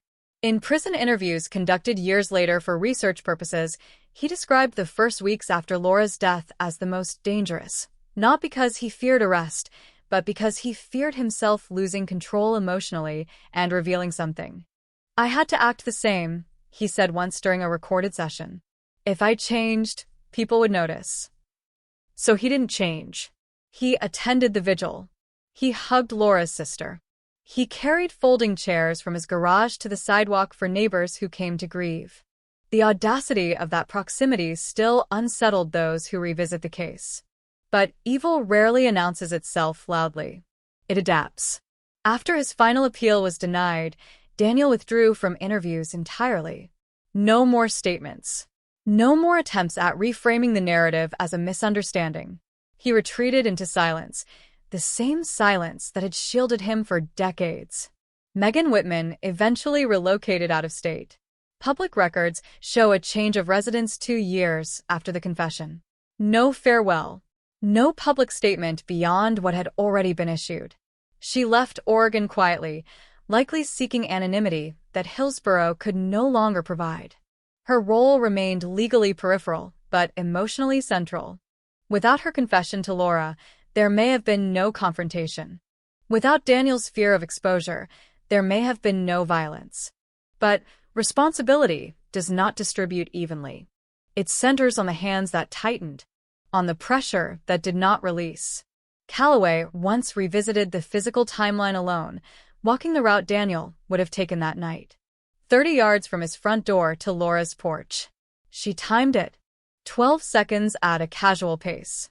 10 if brisk. In under half a minute, he crossed from one life into another, from husband and father into killer. There were no security cameras then. No doorbell footage. No digital timestamps. Just rain and darkness, and the assumption of safety that exists in neighborhoods where people borrow sugar and wave from driveways. When the case is presented now at forensic conferences, the slide always appears midway through the presentation. A high-resolution image of microscopic skin cells lifted from cotton fibers. The caption reads, "Preserved 1995. Amplified 2018. Applause often follows." But Calloway never claps. Because she knows the applause belongs not just to science, but to a woman who refused to look away when something felt wrong. Laura Whitman could have ignored Megan's confession. Could have decided it wasn't her responsibility. Could have chosen comfort over confrontation. Instead, she chose disruption. And disruption cost her everything. In the broader arc of criminal history, the Oregon 1995 cold case will likely remain a footnote, one among thousands of long-dormant investigations reopened through genetic technology. But for those who lived inside it, the case reshaped definitions of safety. Trust became conditional. Normalcy became suspect. The phrase "he seemed so nice" lost its meaning.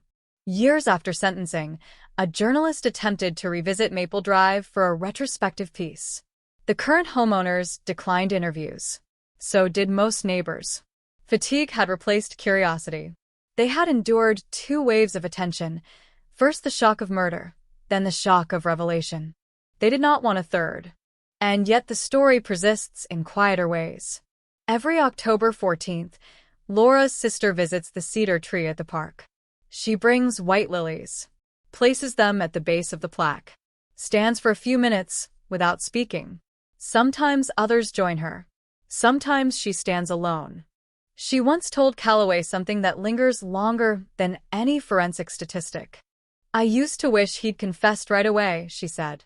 "So we wouldn't have lost all those years not knowing. But then I think, if he had confessed, maybe they wouldn't have preserved the evidence. Maybe they wouldn't have developed the science. Maybe someone else's case wouldn't have been solved later." It was a strange kind of solace that Laura's delayed justice became part of a larger forensic evolution.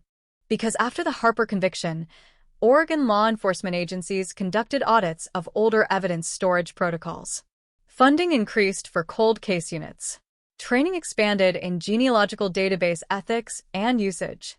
Procedures tightened. Her case changed systems. But systems are abstract. What remains tangible is the bedroom image. The rain. The lamp. The clock radio blinking 12 o'clock because the cord had been yanked loose in the struggle. In one of Daniel's earliest prison letters, obtained during appeal discovery, he wrote a line that investigators found telling. "If I had just walked away." The sentence appears simple, but it contains everything. If he had walked away after Laura confronted him, if he had accepted exposure, if he had chosen humiliation over violence, if he had allowed truth to surface without attempting to silence it. The entire case, the cold decades, the DNA breakthrough, the genealogical tracing, the appeals, the memorial plaque would not exist. It all hinges on that single unrealized action: walking away. Instead, he stepped forward and held on.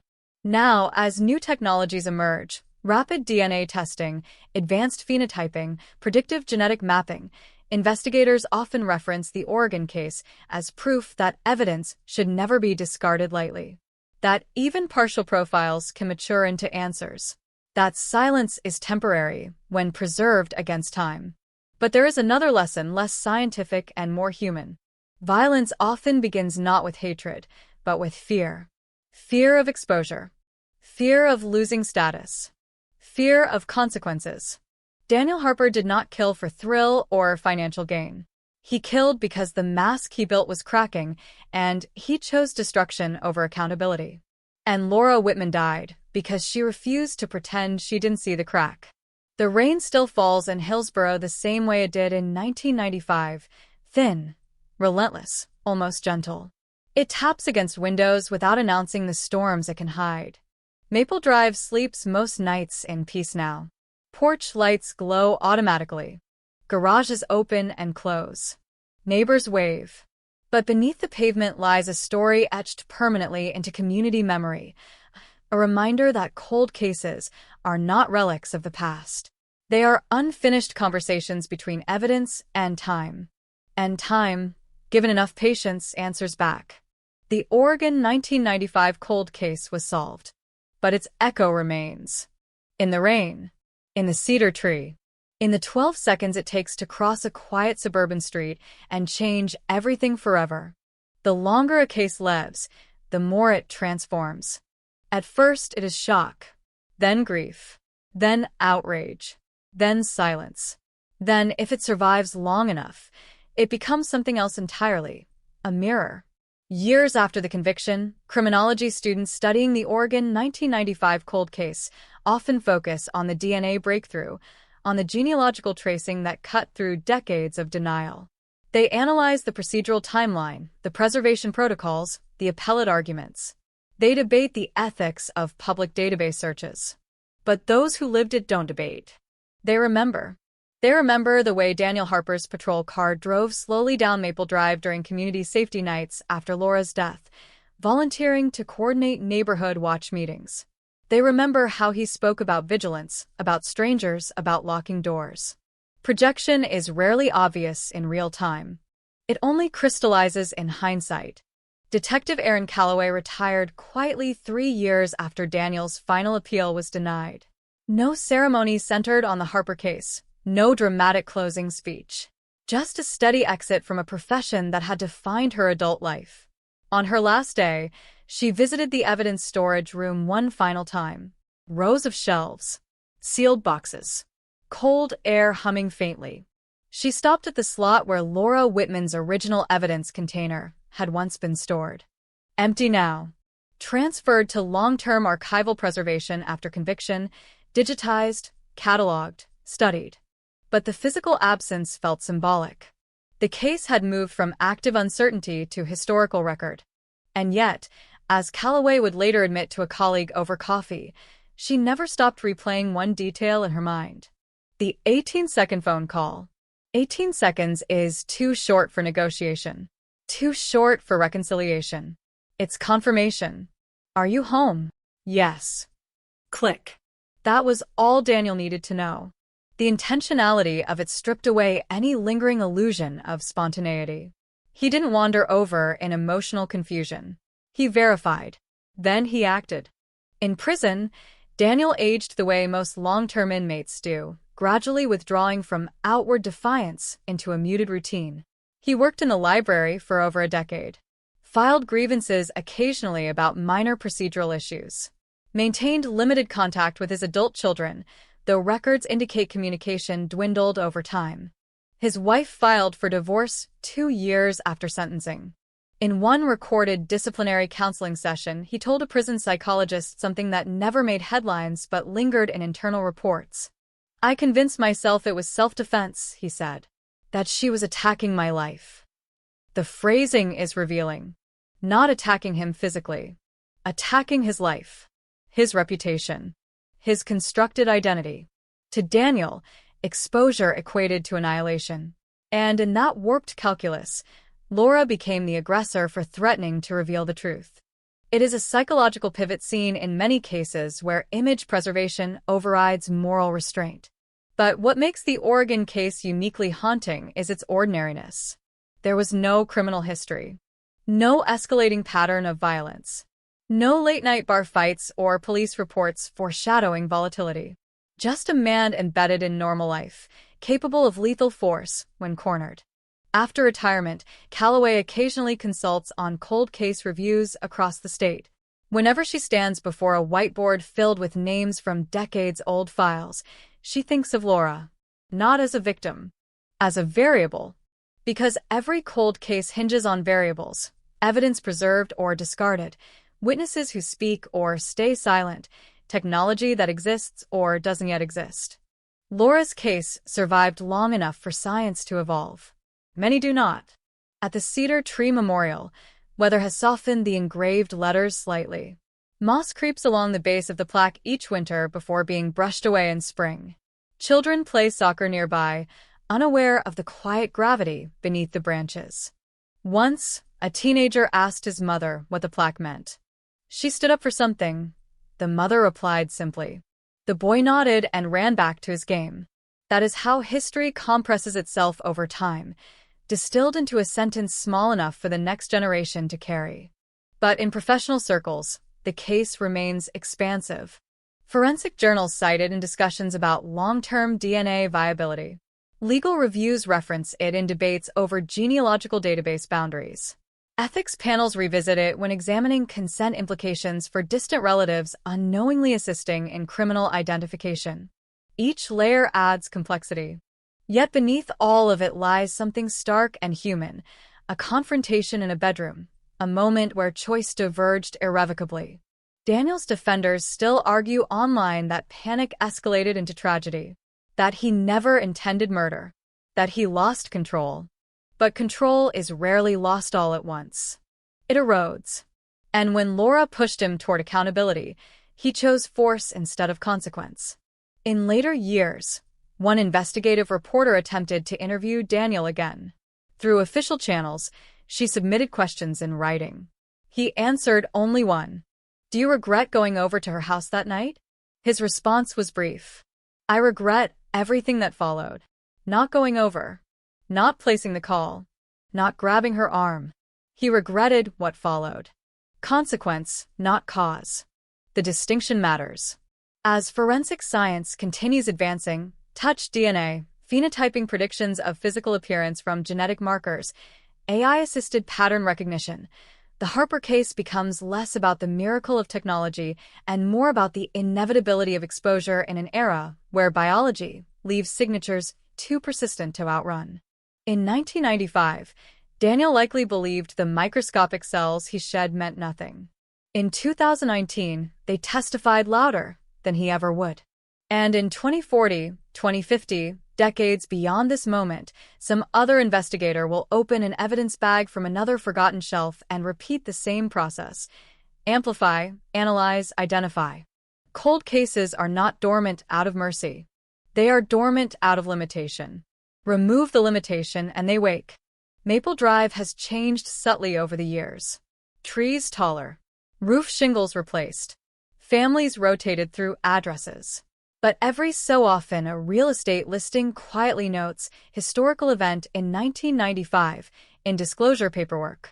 Buyers research. Some hesitate. Some proceed. The house itself is not cursed. It is simply a location where truth collided with fear. And fear won for 23 years.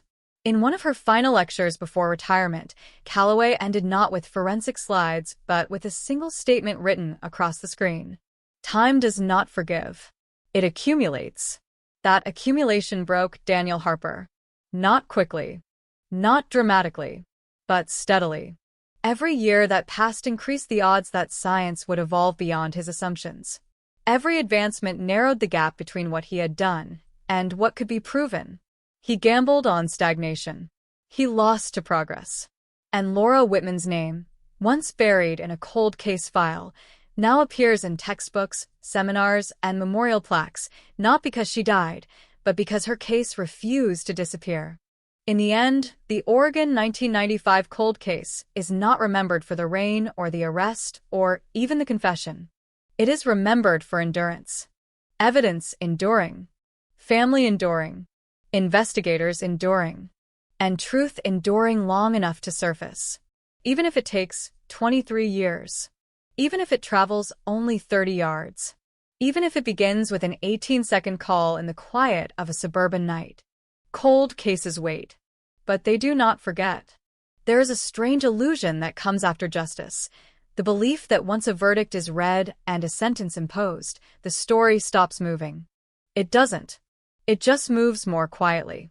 Years after the Oregon 1995 cold case became a benchmark for forensic persistence, its ripple effects continued in places no one expected. Policy meetings, budget approvals, evidence storage renovations in aging precinct buildings across the state. Boxes once stacked in humid basements were relocated, cataloged, climate-controlled. Grants were approved with Laura Whitman's case cited as justification. Because one preserved collar had changed everything. In 2026, an internal audit in another Oregon county uncovered improperly stored biological evidence from the early 1990s, samples exposed to moisture, degrading beyond recovery. The comparison to Hillsborough's preservation protocols was immediate. The difference between lost truth and delayed truth can be a cardboard box versus a sealed container. Laura's case became the example whispered in evidence rooms. Don't discard it. Science will catch up. But while institutions improved, the human aftermath remained uneven. Daniel Harper's children stopped using his last name publicly. Court records show legal petitions for surname changes finalized quietly. Interviews were declined. Statements avoided. The collateral damage of a cold case conviction is rarely discussed in headlines.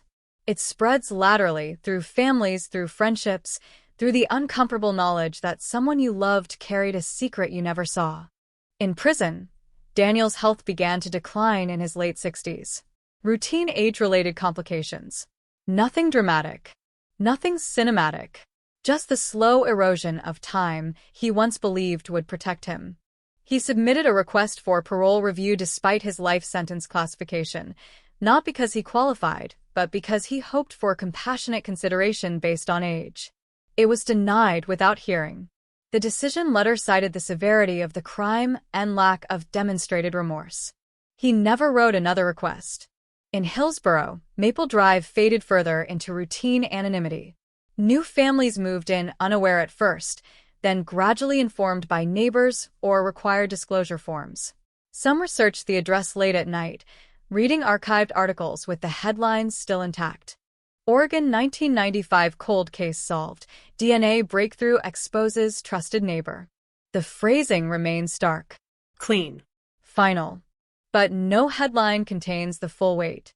Because what DNA exposed was not only a killer, it exposed the fragility of trust within proximity. It exposed how easily normal life can camouflage manipulation.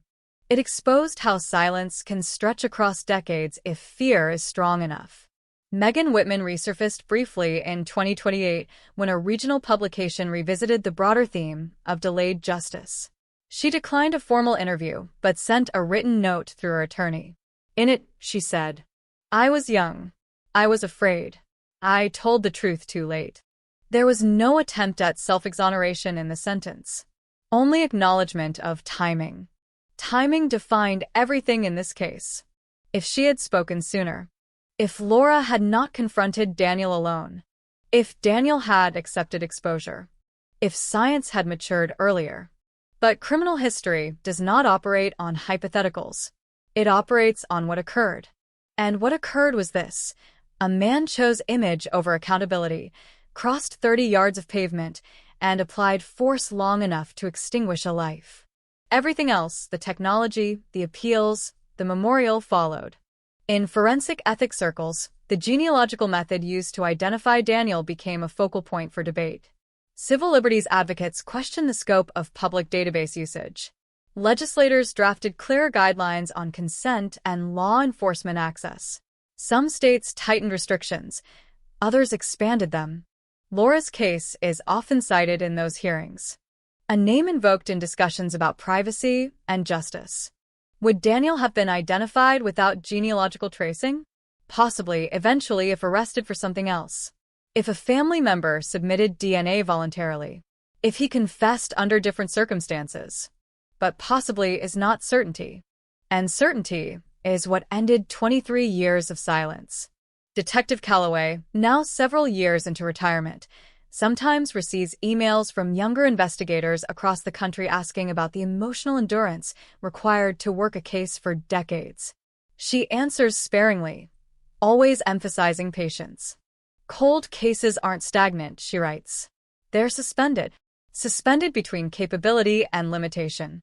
Suspended between suspicion and proof. Suspended between grief and resolution. The Oregon 1995 case was suspended for 23 years. Then capability caught up. In 2030, a documentary revisited the investigation with measured tone rather than sensationalism. It avoided dramatic reenactments, focused instead on interviews with forensic technicians who preserved the evidence, lab analysts who re-examined the samples, genealogists who mapped the family tree. The final frame of the film was not Daniel Harper's mugshot. It was the cedar tree, wind moving through branches. No narration, just ambient sound, because sometimes silence communicates more than commentary. On the 35th anniversary of Laura's death, the memorial plaque was replaced with a newly engraved version after weather had eroded the lettering.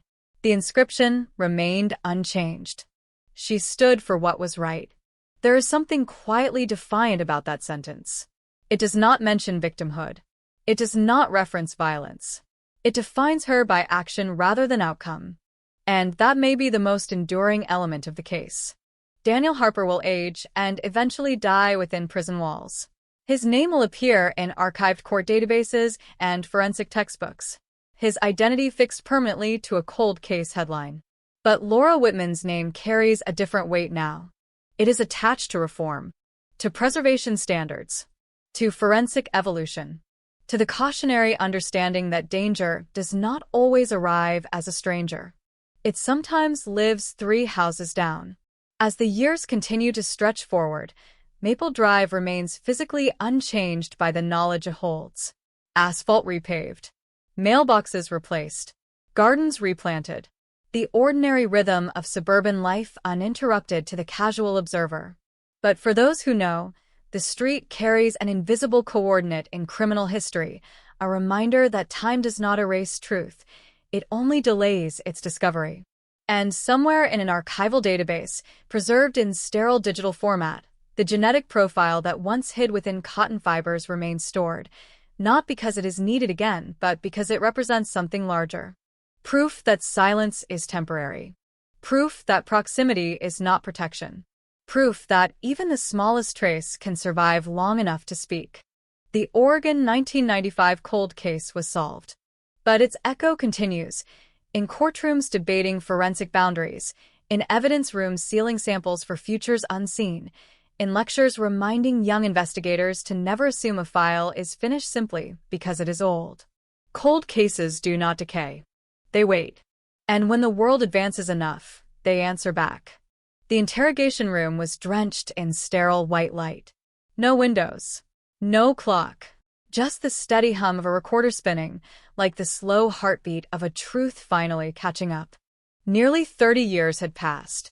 The man sitting across from the detectives was no longer the 20-year-old face frozen in faded case files.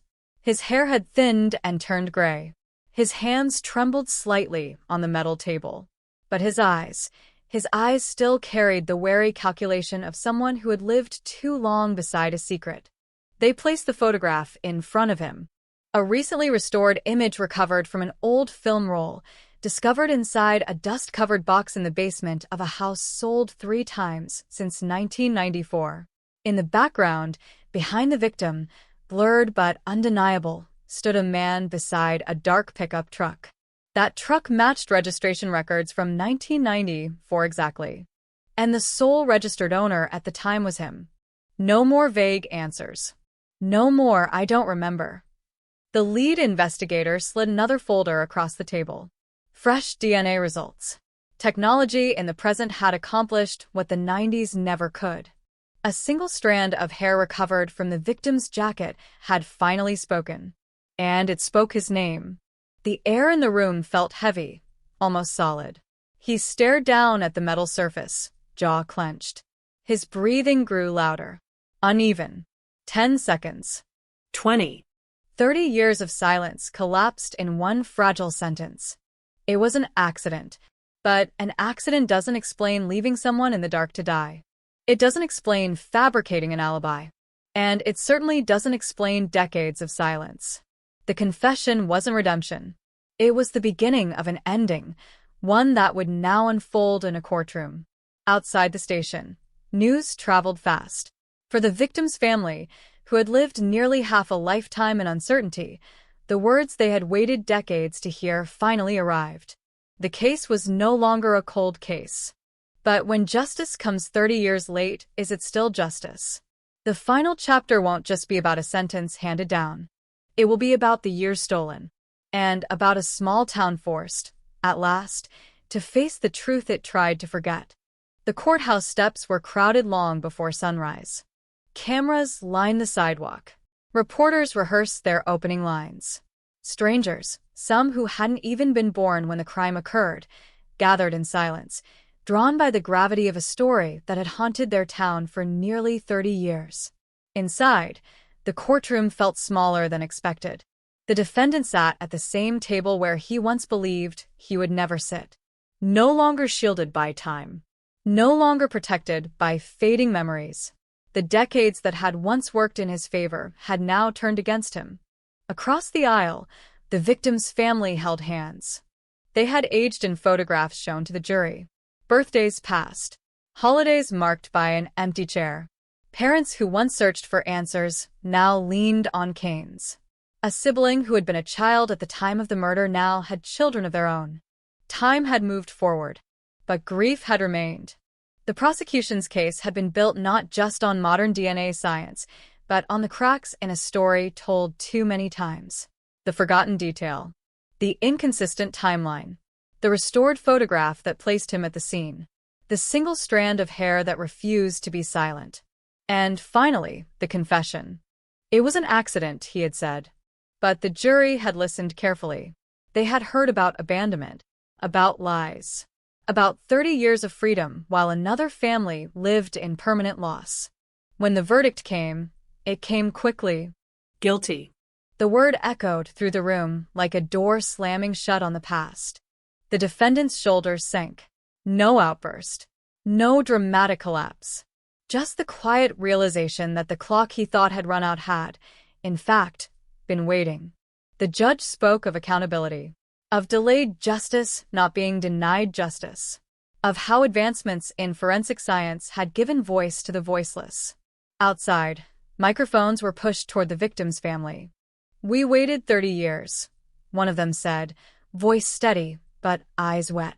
"Today, we can finally breathe." But justice, even when served, does not rewind time. It does not return stolen decades. It does not erase birthdays missed or questions unanswered. What it does sometimes is close a chapter. As the courthouse emptied and the cameras shut off, the town felt different.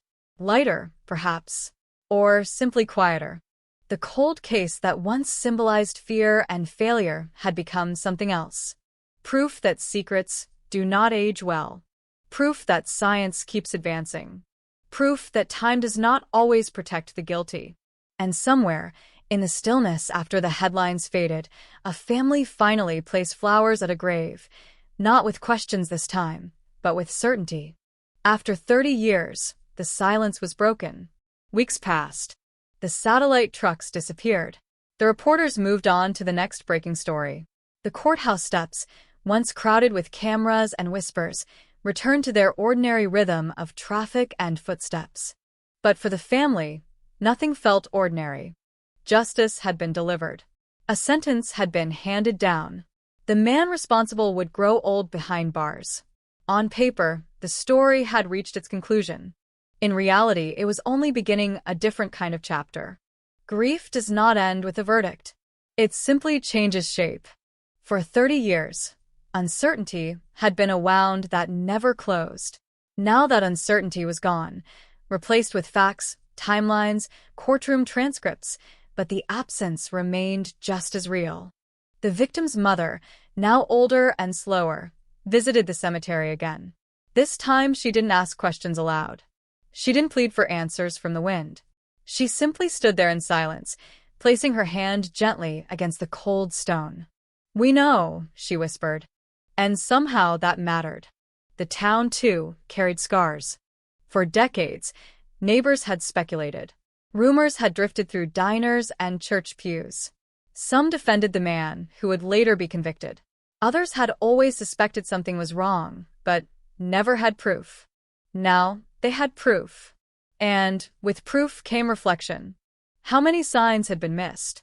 How many red flags ignored because the idea was too uncomfortable to consider? The case also left behind something else, a warning. Technology had changed everything. What once seemed like an unsolvable mystery had been unraveled by advancements that investigators in the 90s could only have imagined. A single strand of hair, a digital enhancement of an old photograph, a database that didn't exist back then. Time had not erased the crime.